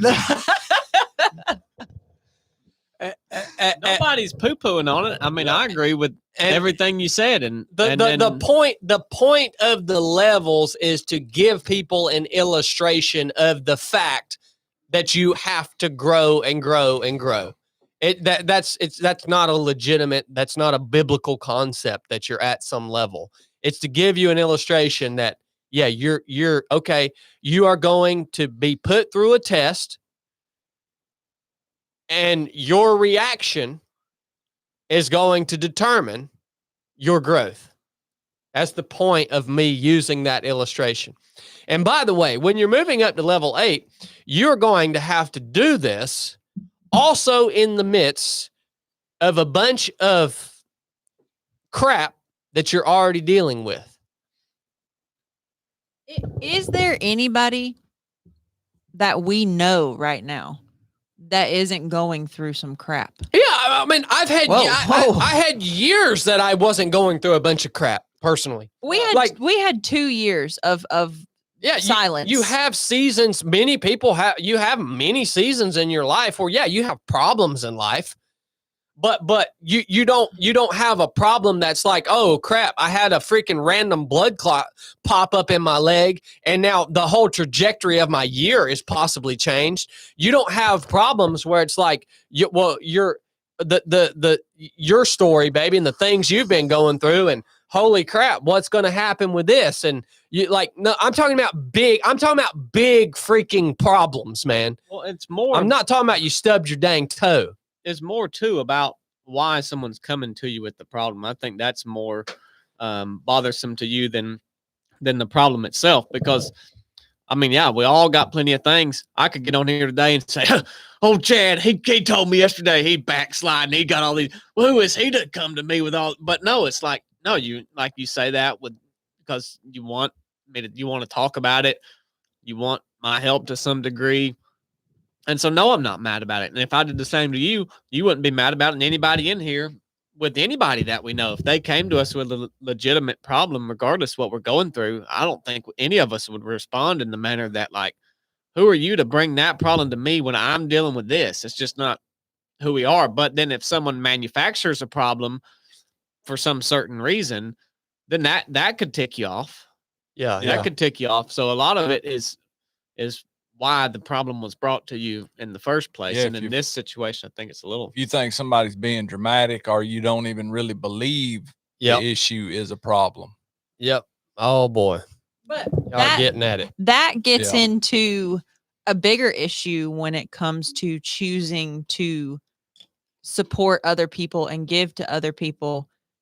I think what prevents me from doing that most of the time is what you guys are saying. I assume that I know what's going on in their head and heart. I'm like, oh yeah, I definitely know that person's going to do this with that, or they're just going to be the same old person they are after I get done helping them. And that's not what support is about. Support is a gift.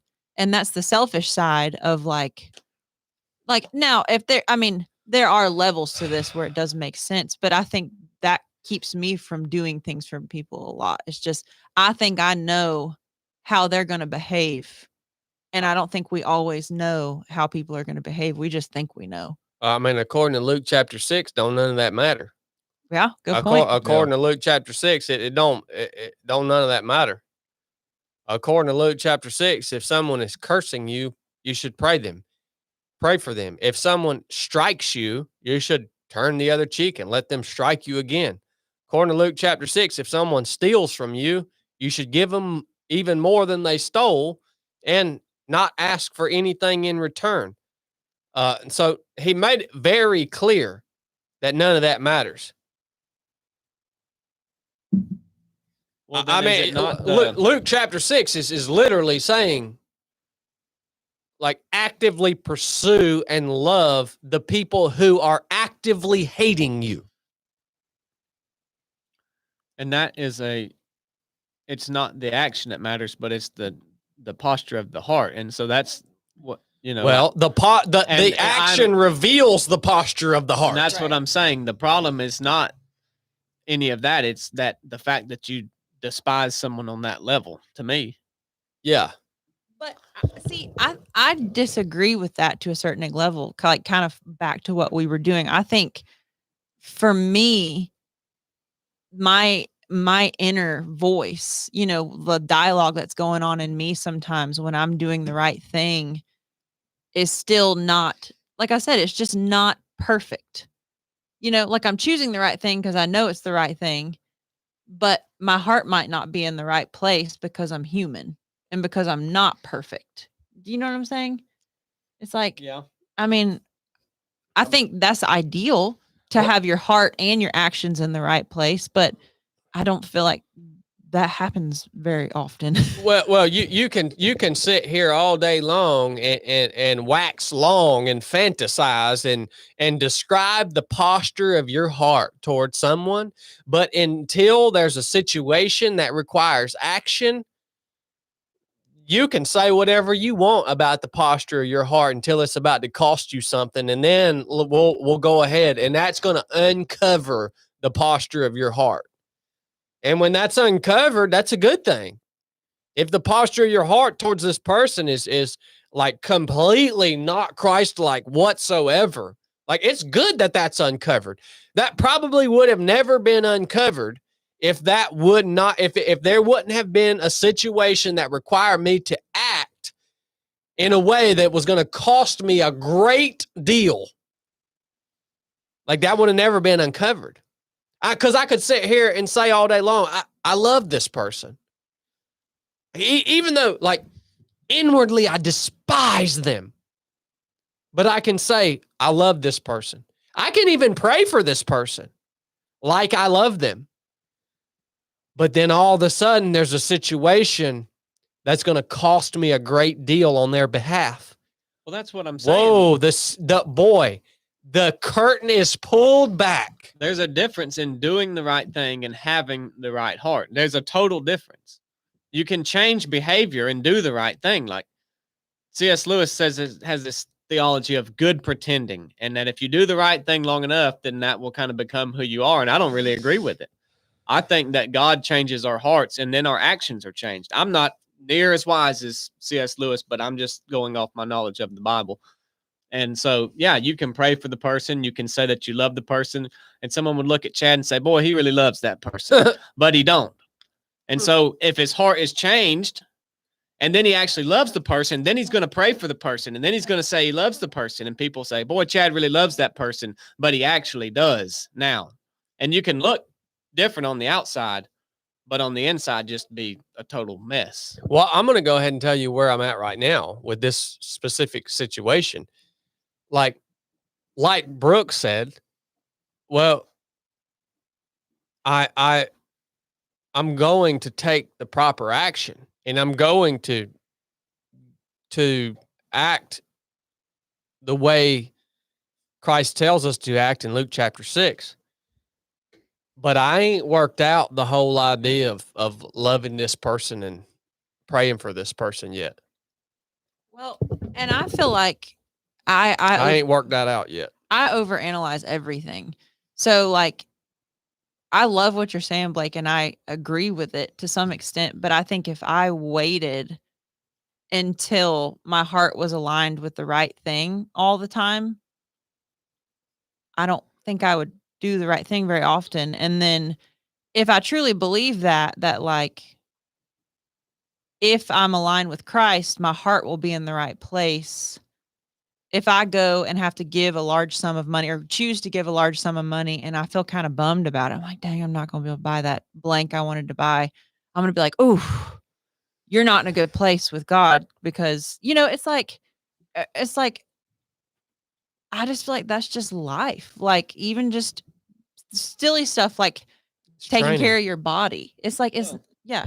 I think the fact that you're able to do that points to that your heart is either being changed or is in the process of it. Yeah, you're because right, Blake. You're able to do it. And now it's never going to be made perfect, but that withholding you always feel is going to be, that's the struggle of the flesh and the spirit. Yeah.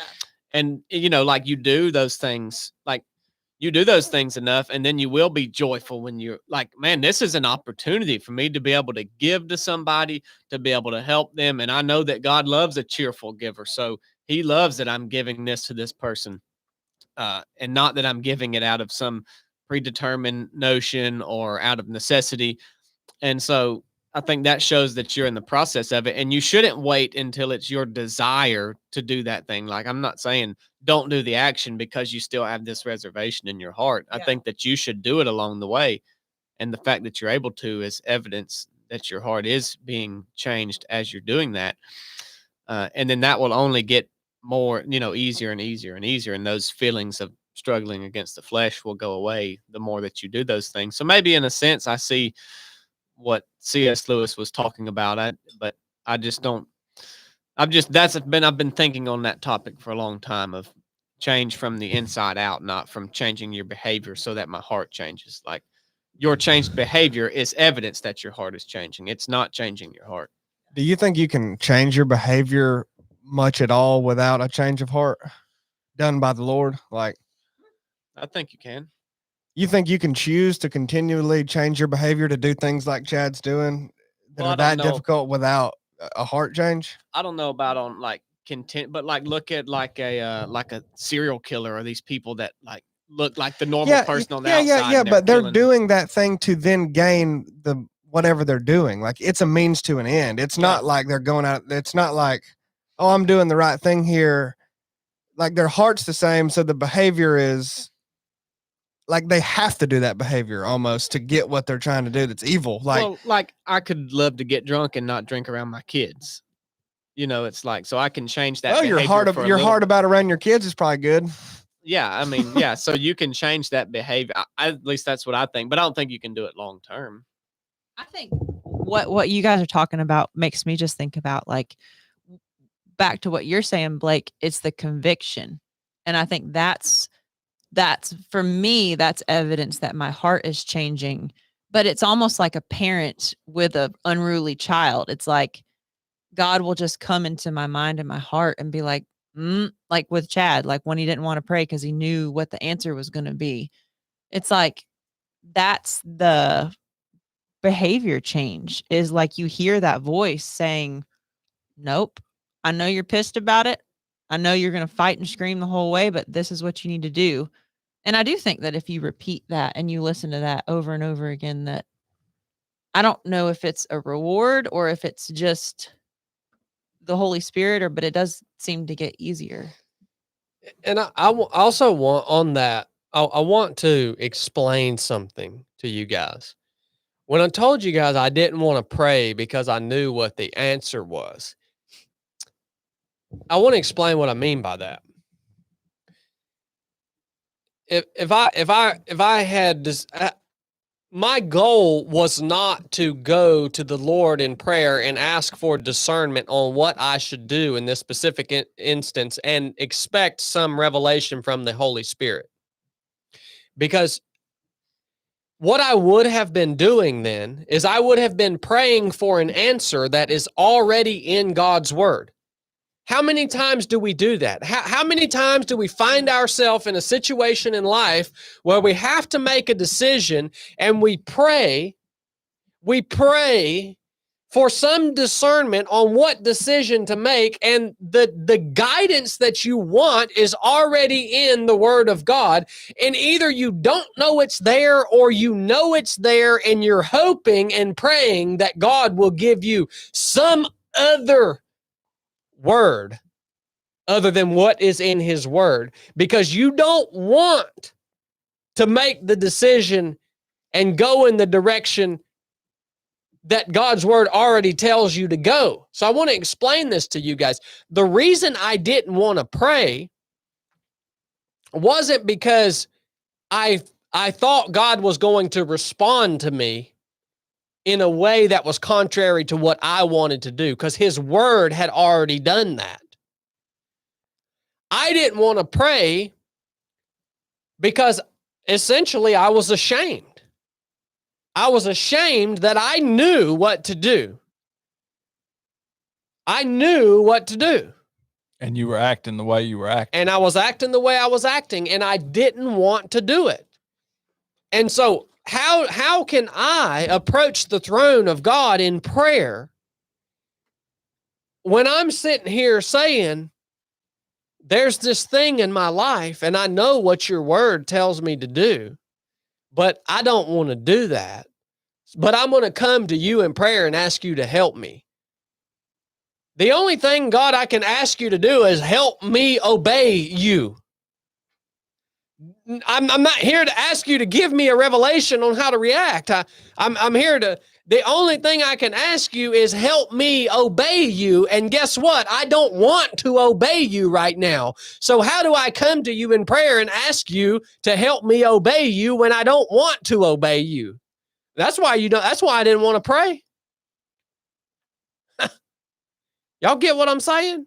So don't get that confused, man. I think so many of the things that we pray about are just so superfluous and ridiculous. I really do. I think they are. And so that's level 7 stuff.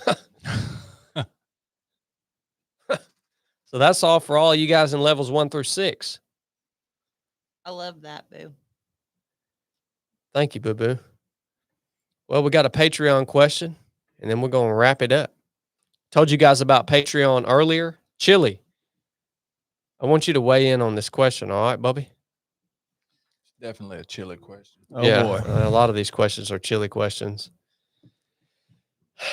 I told you guys about Patreon earlier. One of the things that I love about our patrons is every week they send in questions for the show. So they get to, or they choose to influence the conversation here on the podcast. And boy, they hit us with some biggies. But you guys on Patreon, you're such a big part of the show. We want to hear what you guys are struggling with. And we want to have conversations here, not always necessarily to provide an answer, because a lot of times we might not have the answer, but we at least want to have a discussion and maybe get your mind turning, right? So this is from one of our patrons. He wanted to reach out and ask a question about something that has been weighing on him for the past few weeks. I assume this is a him. Yeah. All right. For context, I am currently training for my second Ironman triathlon, and I will run my first 100-miler later this October as well. While my main priority and reason for doing these things is to better my relationship with the Lord through the testing of my faith during these hard events, like you've talked about as well on the podcast, one of my best friends in the church I go to has come to me and told me I am being prideful and I don't have my priorities in line because of these races. What sparked this was I was unable to attend a men's breakfast on a Saturday morning because of a long bike ride I had for training. I'm usually very good at prioritizing my time and trying to be at every church event that I can be at. I try my best to stay hyper aware of whether these races are controlling my life. And if they are, I pray about it and get back in line. This has been weighing on me because it has made me question if the things that I am doing are even worth it. If my closest friend is thinking I'm prideful because it makes me afraid of what others will think of me as well. The main question is, are the things I'm doing prideful? Am I in the wrong for wanting to do these races? What do you think, Chill Man? Boy, I'm shocked that there is a question that I have more than just, I don't know, to. I've got a lot to that question. I feel like I can answer every ounce of that through personal experience. And it's actually, whoever that was, thank you for asking a pointed, detailed, specific, answerable question. And I may need it in front of me because there's parts of that but I will answer first, then y'all too. But this pertains so much to me, it's unbelievable. I mean, I don't know when it will stop, probably never, asking me to race again, when I'll race again, why do I not race right now? Why has it been 3 years since you've raced? Why this, why that? I've almost stopped giving the honest answer and just don't really say much at all anymore because the honest answer does not register in the minds of the people that ask me. Almost nobody. But the honest answer, for what it's worth, is I have come to the conclusion that I am unable to race at the level that I was really at all and not worship it or worship myself through those things, really, more accurately. I mean, that's what's his name, Drew. That's just the reality for me. Yeah, you ain't on that level yet, Bubba.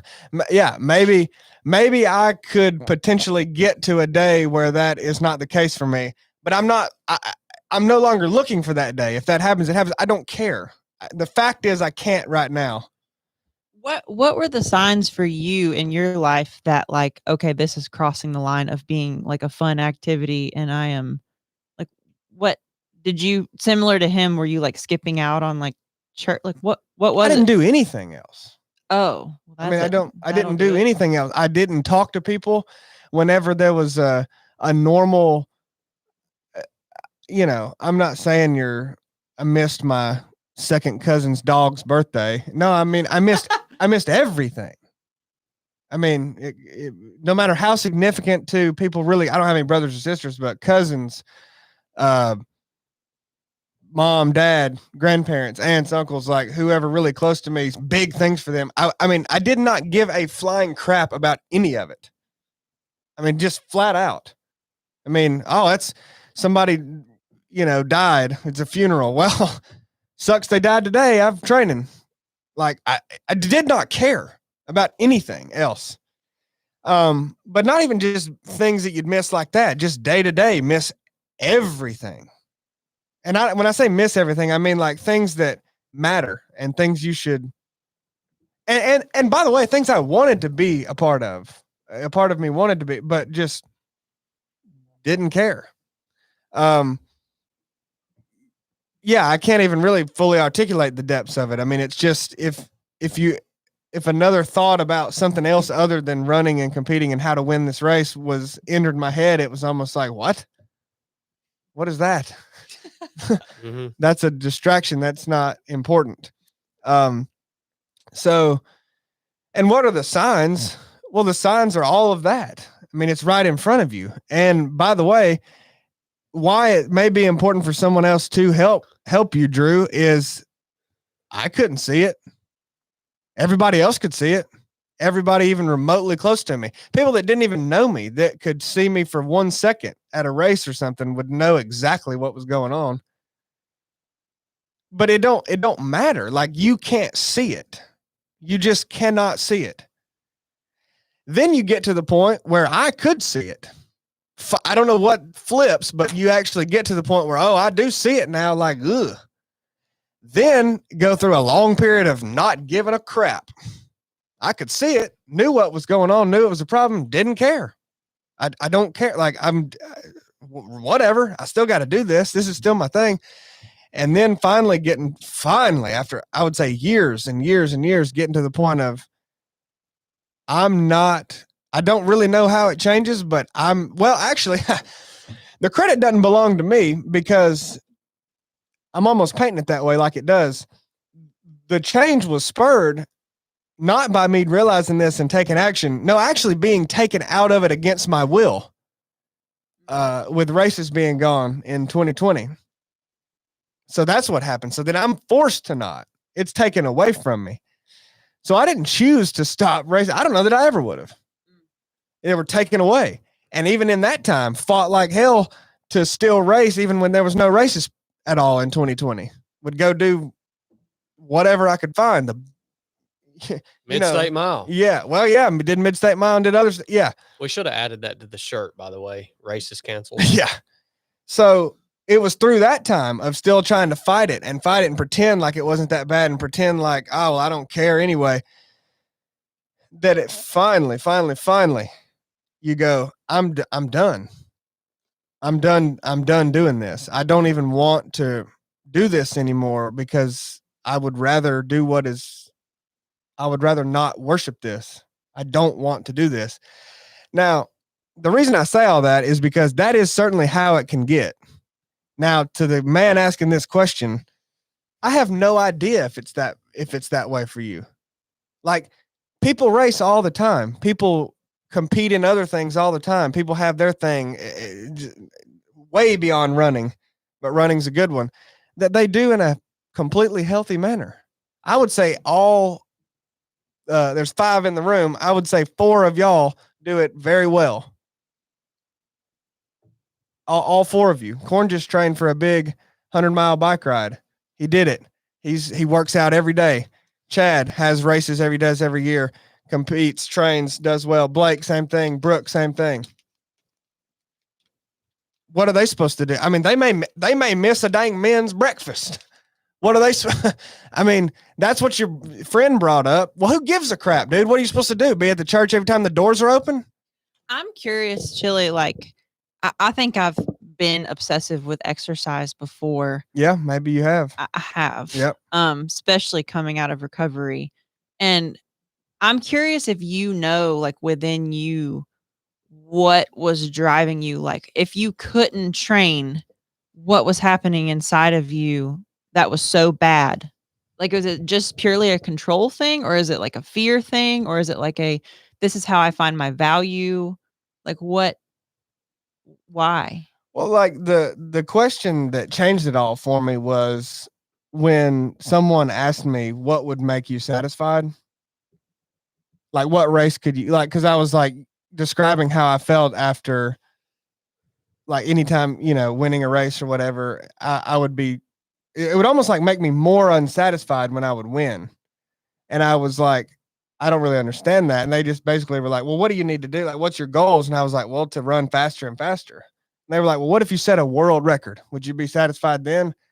And I remember sitting back and going, because I thought I would be. And I remember sitting there and picturing myself doing that and like envisioning it very well. And and the feeling that came over me when I envisioned it was the exact same. I was like, absolutely not would I be satisfied. I would be miserable. And so what was driving me to try to do those things? I have no idea. Other than pride, other than what exactly the problem he's potentially working through. That was it for me. It was self-worship. It was just thinking that I could, maybe derive value. I don't know. It was that it's just all I cared about. So are you not racing now because you don't think you're capable of handling it well, or is there other reasons? Yeah, I mean, I don't I don't want to worship that anymore. And you don't think you could just dabble? You think it would be all or nothing? I tried to dabble for years. Fair. That's part of the process of trying to, like, you think you're doing it. You're like, well, I'll just do this and I'll just back up and then go do it. Well, no, you have to cut it off. You have to literally kill it. Like, you can't just dabble with it and pretend and race. Well, I'll race every now and then. No. I think that's the dangerous part about the health and wellness craze and culture that we're going through is it's so celebrated. And I think a lot of people struggle with what your experience was. And I think I did the same thing a little bit, but it's so celebrated. People are like, well, don't stop running. Yeah. Well, don't stop dieting. Don't stop cold plunging. Yeah. Don't stop. But like, if it's taking over your life and you don't feel like yourself, if you don't get to do X activity, or it ruins your day or week if you don't get to do X activity. It didn't ruin my day. It felt as if I wouldn't consciously think this, but it felt like I was going to die if I didn't. Well, that would ruin your day. Well, a little more than ruin your day. Like it would kill me. Like I can't. Something about this is sustaining me. That's not true. That's not a good place to be. So I say all that to say that it can get to that. It can be that. If that is you, hopefully I've said a few things that could help you identify that. Maybe. Well, then freaking cut it off, dude. I don't care what you're signed up for. Don't do it. But I'm not telling Drew that at all, because what it sounds like to me is he's got a buddy who you should listen to input from others, but it almost sounds to me like your buddy doesn't like that you missed a long bike ride, so he's trying to say this is a problem for you. Look, man, you really took what he said very serious, and I don't know what the relationship is you have with him, but you may be the type of dude, because I heard you say later on that you're considering what other people think of you. Like, you may be the type of dude who takes whatever somebody says, any comment somebody says, and is like, man, I've got it. Like, that must be me then. Yeah. That dude just said I had purple hair. Like, crap. I must have freaking purple hair then. I got to start dyeing my hair brown again. Like, dude, just because somebody says something don't mean you're being prideful about your races or worshiping it. Like, it don't mean that. Yeah, that's a good word. Now, if it's a close friend that you know and trust, and he comes to you like, hey, man, you may want to consider these things. Okay, then stop and consider it. But I don't know, like that comment about, what other people may think, and it's your close friend thinking you're too prideful. Like, well, he can be wrong, buddy. Like, you don't know what he's thinking about it, or what he knows, or what his motivation for saying that was. And I'm not questioning if he's but just because he said it don't mean it's true. And that's the other part of that I wanted to mention, but I don't know if that was even coherent. I mean, I think that was good. And yeah, your friend could be wrong, or he could be right, and you can just leave that there.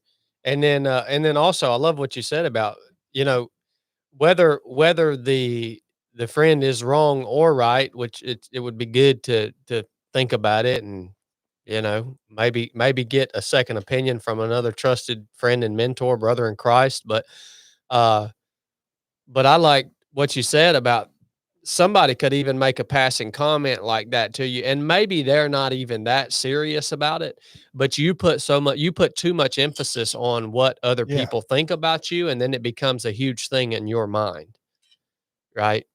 So no, I think that's a great answer to that question, man. And if Drew wants examples of, like, if he's like, well, man, can you even do this and in a healthy way and still maintain a good relationship, a healthy relationship with it, and still serve God with it? Like, his purpose of doing it is to grow closer to God and test his faith. Like, can you do that in a healthy manner? Yes. If you need examples of it, I gave you 4 in this room, in my opinion. Maybe Brooke has had times where she's not done it, but that's fine. True. But True. there's definitely times where she has. I've watched it. So, yes, there are examples of being able to do that in a healthy way, and there are examples of not, and that is me. So that's what I would say to you. But you can dabble in pull-ups, just not running. Yeah, I can. Well, that's a good example. I dabble in pull-ups all the time. Arm wrestling. I dabble in arm wrestling. I don't worship arm wrestling. Yeah. Yeah. No, that's a really good answer to that question, I think, or at least a conversation around that question. Yeah, man. And here's the thing: if you're going to train for an Ironman or train for 100-miler, like, also take this fact into consideration. Training for these things is going to cost something, right? Chili's talking about keeping that cost at a healthy level. But it's going to cost you something. And here's something you should consider. When you are endeavoring to do something out of the ordinary or extremely challenging, and other people around you see you endeavoring to do that thing, and they see you training, and they see that it's costing you something, that's going to look weird to them. Yeah. And they might not know how to react to that. They might see that as, oh, that's just all he cares about, because they don't understand that. Like, no, I'm endeavoring to do something, and there's no way to do this without paying a price to be able to do it. Can I ask, this might be a silly question, I haven't thought it through yet. If you're going out to these events and you're training for something with the intentions of winning, what else is driving you other than pride and selfishness? I mean, just well, a big one for me is just the competition. just the sake of competition. What's like, the foundation of that though? it's the struggle. It's the struggle against other people. So it's the growth that comes out of that struggle is what is not. Yeah, it's just saying Like that's what a race is there for. like to win. I'm going to pit myself in here to see where I'm at against these other people. Like I think competition is a healthy thing. Yeah. And there's something in the human makeup, at least some of us, that is drawn to competition. I can only speak for myself. The races that I have won, when I won, I was satisfied that I was the best person there that day. But I don't recall there being a lot of what you would characterize as pride around it. It was just, man, that was good competition. Like, holy smokes, that was hard. Like, it was hard to win that. And it felt good to be able to go through that hard thing and actually win. But it didn't make me feel like I was better than anybody else in terms of who I am as a human being. You know what I mean? Yeah, I mean, to me, it sounds like with so limited details. So really, I probably shouldn't even say this with this limited details, but it sounds to me more of that case with this gentleman. Like someone don't understand what training for something is. They don't know what it looks like. They don't know what it looks like. That's such a foreign thing to people, it man. sounds that way. Like, whoa, like you're actually you're dedicated to doing something like that. Like, Well, whoa. I think our family is like that with our level of exercise right now. They're Yeah. like, oh, we can't start this because you got to get your workout in. You know, they think it's like Yeah. selfish. Yeah. Sometimes. Well, and it sounds to me like his problem.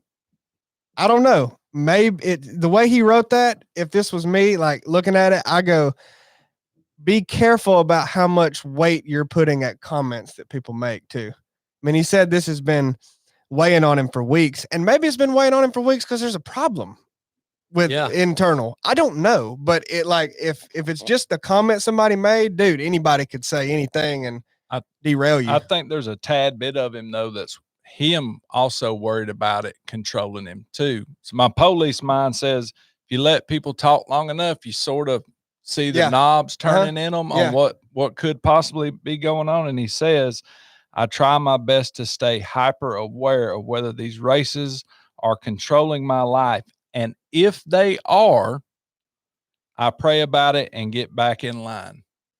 That would lead me to say that that's happened before. That's happened before. Yeah. Yeah. Well, you know, maybe it does. That's a good point. I mean, could be the case. Well, Drew, thank you for that question, man. Outstanding question. I think that question, the way Chili answered it, you could insert so many things into the word running. Lord, yeah. And what you just described is like so helpful. Yeah, that was awesome, Chili. Yeah, like. Thank you for finally contributing to the podcast and earning your keep around here. That was great. About freaking time. I'd been wondering that too, though. So I'm glad to hear you talk about that. You've been wondering what? Why you wasn't running? Oh. We thought it was because you're neurodilophalus pulpitis. I thought it because you just wanted to aggravate everybody. That would be very on personality with him. That's Chili. Yeah. Well, Blake, we got some super chats. Yeah, we do. We got Rob C. 1999 said CB needs to recognize the greatness of Johnny Cash. Come on, dude. I ain't even gonna forget you, Rob. Thanks for the super chat, though. What about Merle Haggard? Now, Merle's the business. That's what I brought up the other day. No one ever mentioned Merle. I like Merle. Merle's the business. Mark Stoddard 999. Glad to have Brooke back on Chad podcast. Thanks, Mark. Great job, ROP Team 6. See you Sunday night. Thanks, Mark. Thank you, Mark. Mark Porter coming in at $49.99. Dang, he said, Lord, he's over in Rome. He said hello from the Vatican.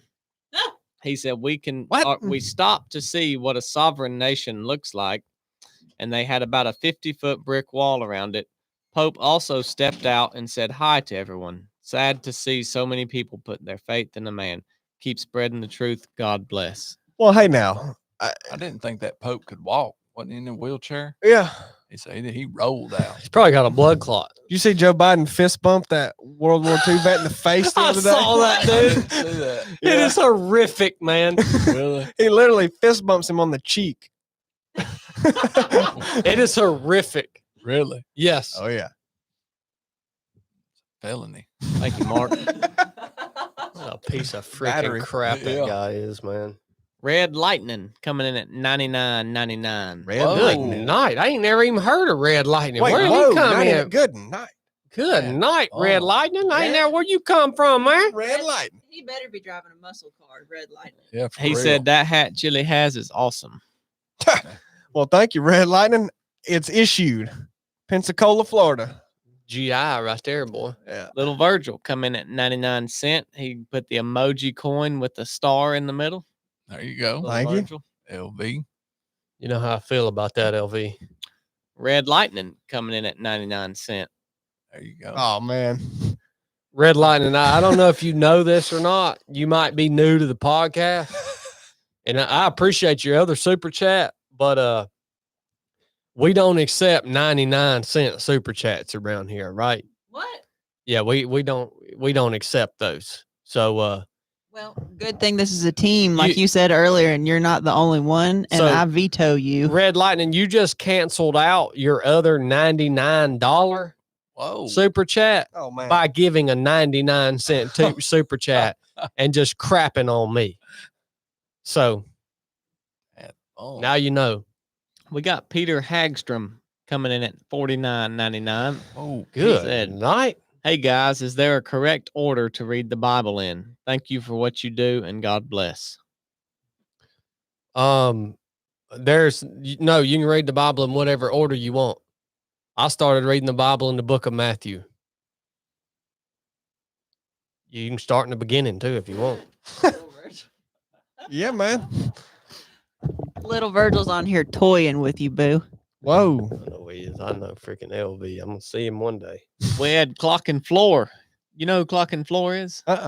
Who is Clark? He come in at $9.99. He said, "This is Timothy Webb." what?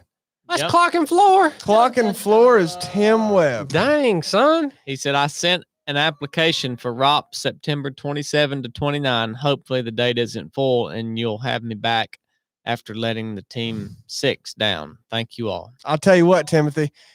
September 27 through 29. Come on out. You can come on out. Let's run it back. You heard it. I always wondered who clock and floor was. Dang. We had Davy G come in at $49.99. Appreciate y'all. Thanks for all the wisdom, advice, guidance, and humor. Loving the new running hat. Will be repping it during my first marathon this fall.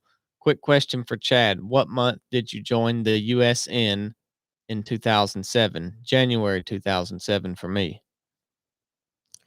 Dang, I don't even remember what month I joined. It was wintertime because it was colder than a mess up in Great Lakes, Illinois.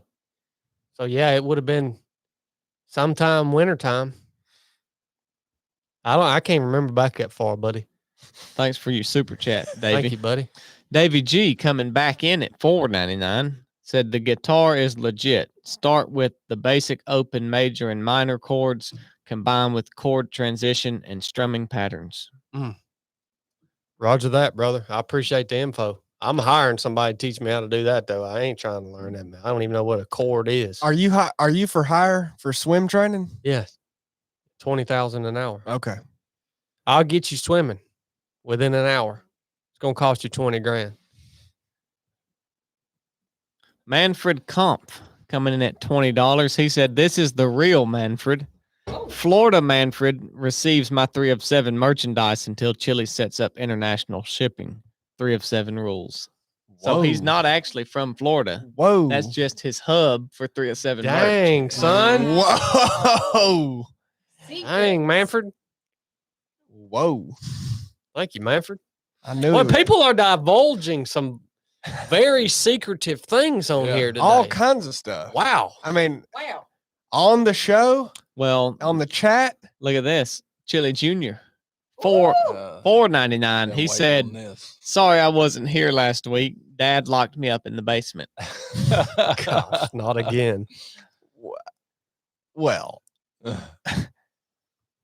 I wouldn't call it locked him in. I mean, If he was strong enough, he could have got through. exactly.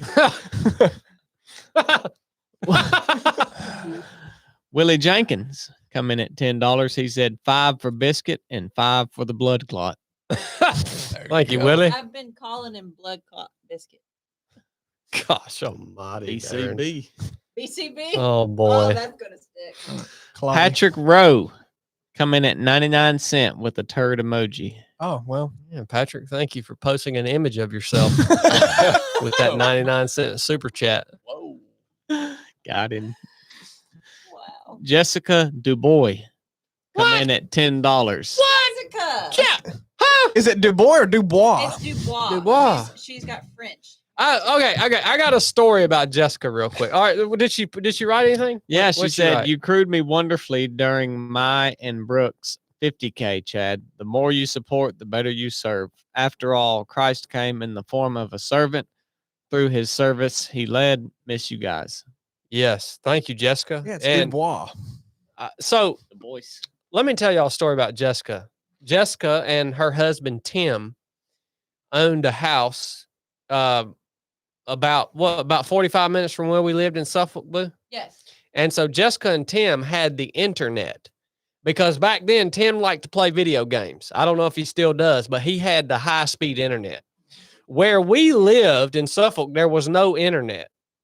And so when this podcast first started, I used to have to drive to Jessica and Tim's house, and Tim let me use his video game room to record the podcast episode on his computer because they had internet.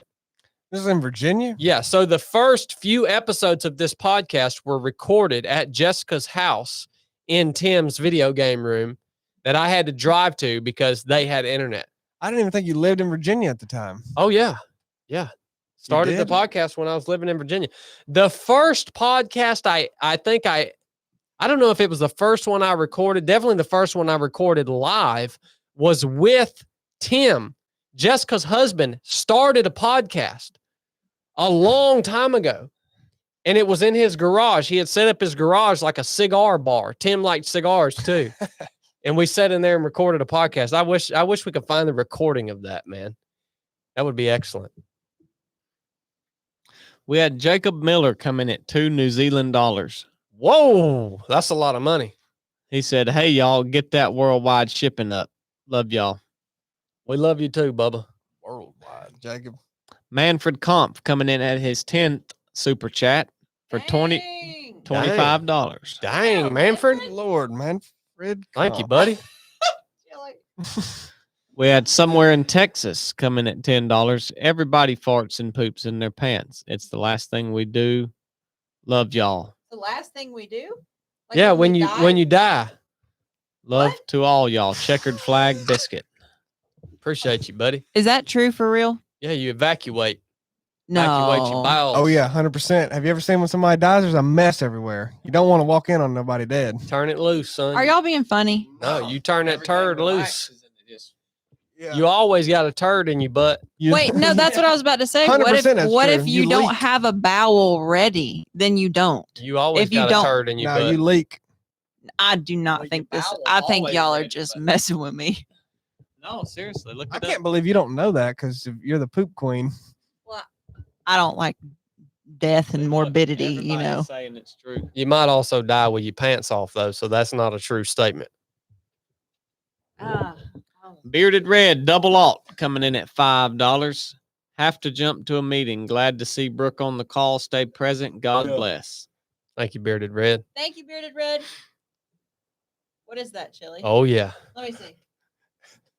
Keep going, A Blake. lot of money. Justin Milford coming in at $10. Tin King man. of Yona. Count 10 minutes in your head using steps as second in 100-degree heat while holding conversation and pouring into people. 10 man. Count to 10, man. I might have gotten close once or twice. LOL. Love y'all. Old Tin Man. Good work, 10 man. Garrick coming in at $49.99 Good night. said, "Thank you to everyone that makes 3 of 7 Project work as a company. Our lives are better because all of you. It Aw. was great seeing everyone this weekend." His Well, wife- you too, Garrett. Yeah, I wife appreciate you, crushed it. Garrick. Is Thank you, Garrick signed up for a ROP course? Another one? I don't think so. No. We need to get Garrick out on a ROP course team. Again? Yeah, again, Why? because I like hanging out with him. Well, you tried to get into this Yeah, weekend. I did. Yeah, he said he wanted to, but he said selfishly he was going to turn it down, or selflessly maybe turn it down because his wife Yep. needed to. Yeah. Yeah. Well, she was tough as a cob. I'll She tell you was. that. She was tough She out did there, awesome. boy. Matt came in at $9.99. Said, "Love you guys. Recently been learning about the Sons of Liberty. Any thoughts on the Sons of Liberty? Also buying a Kalashnikov KP9 next week. Good? Question mark. Oh yeah, That's a Blake question. yeah, that's good. That's a good rifle. Yeah, I don't know. I personally don't know anything about the Sons of Liberty. It's a rifle. They make good stuff. Oh, are you? Hold on. Is he Wait. talking? Is he talking about Sons of Liberty Gunworks. He's talking. He's talking about the manufacturing, weapons manufacturing. Okay, Oh, yeah, I thought he was talking Yeah, about the they make- group in the yeah. Revolutionary War. yeah. That's what I thought too. I thought that maybe they were making a comeback. Yeah, they make good rifles, man. No, they did. They done crap themselves. We had Jeremy Lawson come in at $1.99, his first super chat. Thank you, Jeremy. Thank you. Jeremy. We had little Virgil come in with an ice cream cone emoji God. at 99 cents. Wrong with eye cream. Freaking little Virgil. Jessica Du Bois coming in at $2. Blake's, Said just, Blake's just defiant. Matthew 7:16-27. Behavior matters, heart matters more. Thank you, Yeah. Jessica. Timothy Heaps come in at $1.99. Timmy Heaps. I love all y'all. Thank you, Timmy. Yeah, We we love you you. too, Timmy. Timmy Heaps come in at $1.99. Said thanks for some thought-provoking conversations. You're welcome, Timmy. Thanks for Thank you. tuning in.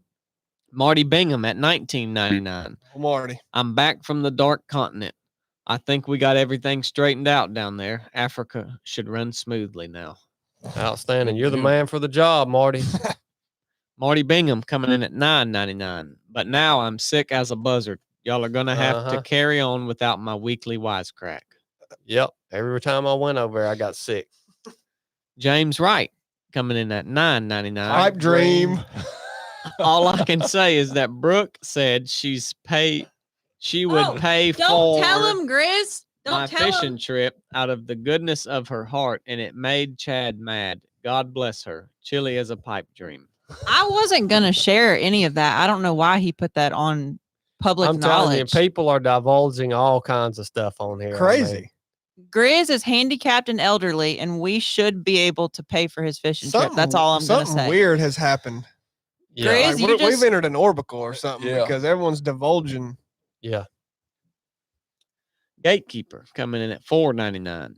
Mutual respect and understanding. Mind, body, and spirit. We mostly struggle against self to do right in each regard. It calls others to a standard. Thank you, Thank you, PVVQ. gatekeeper. Tyler Hannafin coming at $20. Thankful for you guys. Grief, Tyler. Thank First you, super Tyler. Tyler. chat. Thank you. Good work this weekend, Tyler. Yep. Yeah, awesome. Muscled up runner Greer coming in at $9.99. Amazing podcast. God bless and love y'all. Proud of you today. Chili, I went through the same and totally understand. Thanks for sharing. Thank you, Steve. Thank you, Greer. Steve. Steve. Garrett coming in at $4.99. Thank you, Chili, for the answer. For me, it was cars. Ah, Mm. yep. Yeah. I get it. Can be anything. Yeah. Little Virgil come in with a black cat emoji at 99 cents. Y'all know what that means, right? Oh yeah. Yeah. For real. yeah. It's got yellow eyes and a pink nose. Yep. That's what we was talking about. Well, that's it. Tennessee Pilgrim. I think this is Rocky. Okay. He come in at $3.07. He said survived the wormhole, Rock 6. Mm. Yes, sir. Thank you, Rocky. Good work, Rocky. You Aaron made it through. Aaron Town come in at $49.99. He said, appreciate you guys, especially Blake. There you go. My Hey. wife Cassie was a part of the ROP this past we love weekend, Cassie. Yep. and I couldn't be more proud of her. The ball's on her. What a beast. Love what you guys are doing. Dang, I'll tell you again what. with Cassie, tough as a cob. She had Yeah. heat rash for half the I'll tell day. you what. Yeah, I hope that went down. Me That too. mess got nasty. Yeah, Yeah. for real. Dang, Kurt was telling her to scrape it off with a credit card. What? Yeah. That mess Sorry, got Blake. rough. Have a needle in your ear. TH come in at $4.99. He had this like emoji of this lemon head dancing next to a lime head. Oh, that's my That's favorite good. emoji. That's good. Thank Sprite. you, TH. Yeah, that's a dang Sprite emoji, Blake. Trevor Taylor coming at $4.99. What are y'all's thoughts on the Geneva Bible? Geneva Bible. I don't know nothing Well, it's about spelled it. Geneva, but Oh, I just read them Did you like spell they're- it wrong? I just read them like they're written. I don't know nothing about it. I'll have to research that, Trevor. Tyler Hannafin come in at $20. Put this towards some new trail shoes for CB. Them Asics were leaning this past weekend. Hey, son. Don't be hating on my Got him. Asics. Got him, son. Got them trail shoes leaning, Dang, boy. son. Dang, These Tyler. dang Asics are brand spanking new, son. Cornbread awesome. walking on the sides of his feet, man. Have y'all ever shown YouTube Cornbread's legs? Holy crap, Tyler. Dad, boy. Got him, son. They're freshly shaved, though. I can see them right now. Did you? You didn't say that to my face, Tyler. You waited till dang Wednesday. Hey, Cornbread must have shaved his legs last night, fresh on kind of he know them swimming lessons was coming up. No, that nasty swimming pool ate the hair off my legs. We had Travis Van Ness come in at $9.99. Went up to the Boundary Waters in Minnesota this past weekend. You guys should check it out for a 3 of 7 team mission. Would be a great challenge. Yeah, I've heard it's pretty up there, man. Thank you, Travis. Manfred Kampf coming back in at $10. He said, you watch the pennies and the dollars take care of themselves. Look at 99 cents as a speck of Canadian gold. Hmm. Well, that's good, Manfred, but that ain't gonna happen, Bubba. I Matt. take my gold in ounces. We had Matt come in at $1.99. The Matt who? Sons of Liberty from the Revolutionary War. Yeah, that's what he was talking about. Oh, that is what he was talking about. Yeah. Told you, Blake, you don't know nothing Well, about he history. said something about a gun, and he mentioned a gun company, and he put capitals as if Is it that was a a gun noun. company? Yeah, The Sons of Liberty? Oh, well, he was talking about the group, man. Yeah, Blake don't know nothing about history. I I don't even know. think that's the same guy. Oh, Well, it may not be. Bunch Thank of you, Matt. dillweeds. well, anyway, they were just Yeah, they were putting. They was They were protesting. putting letters around and The bricks stamps. and yeah. Edward Williams come in at $20. He said, "Hello, all." Hey, buddy.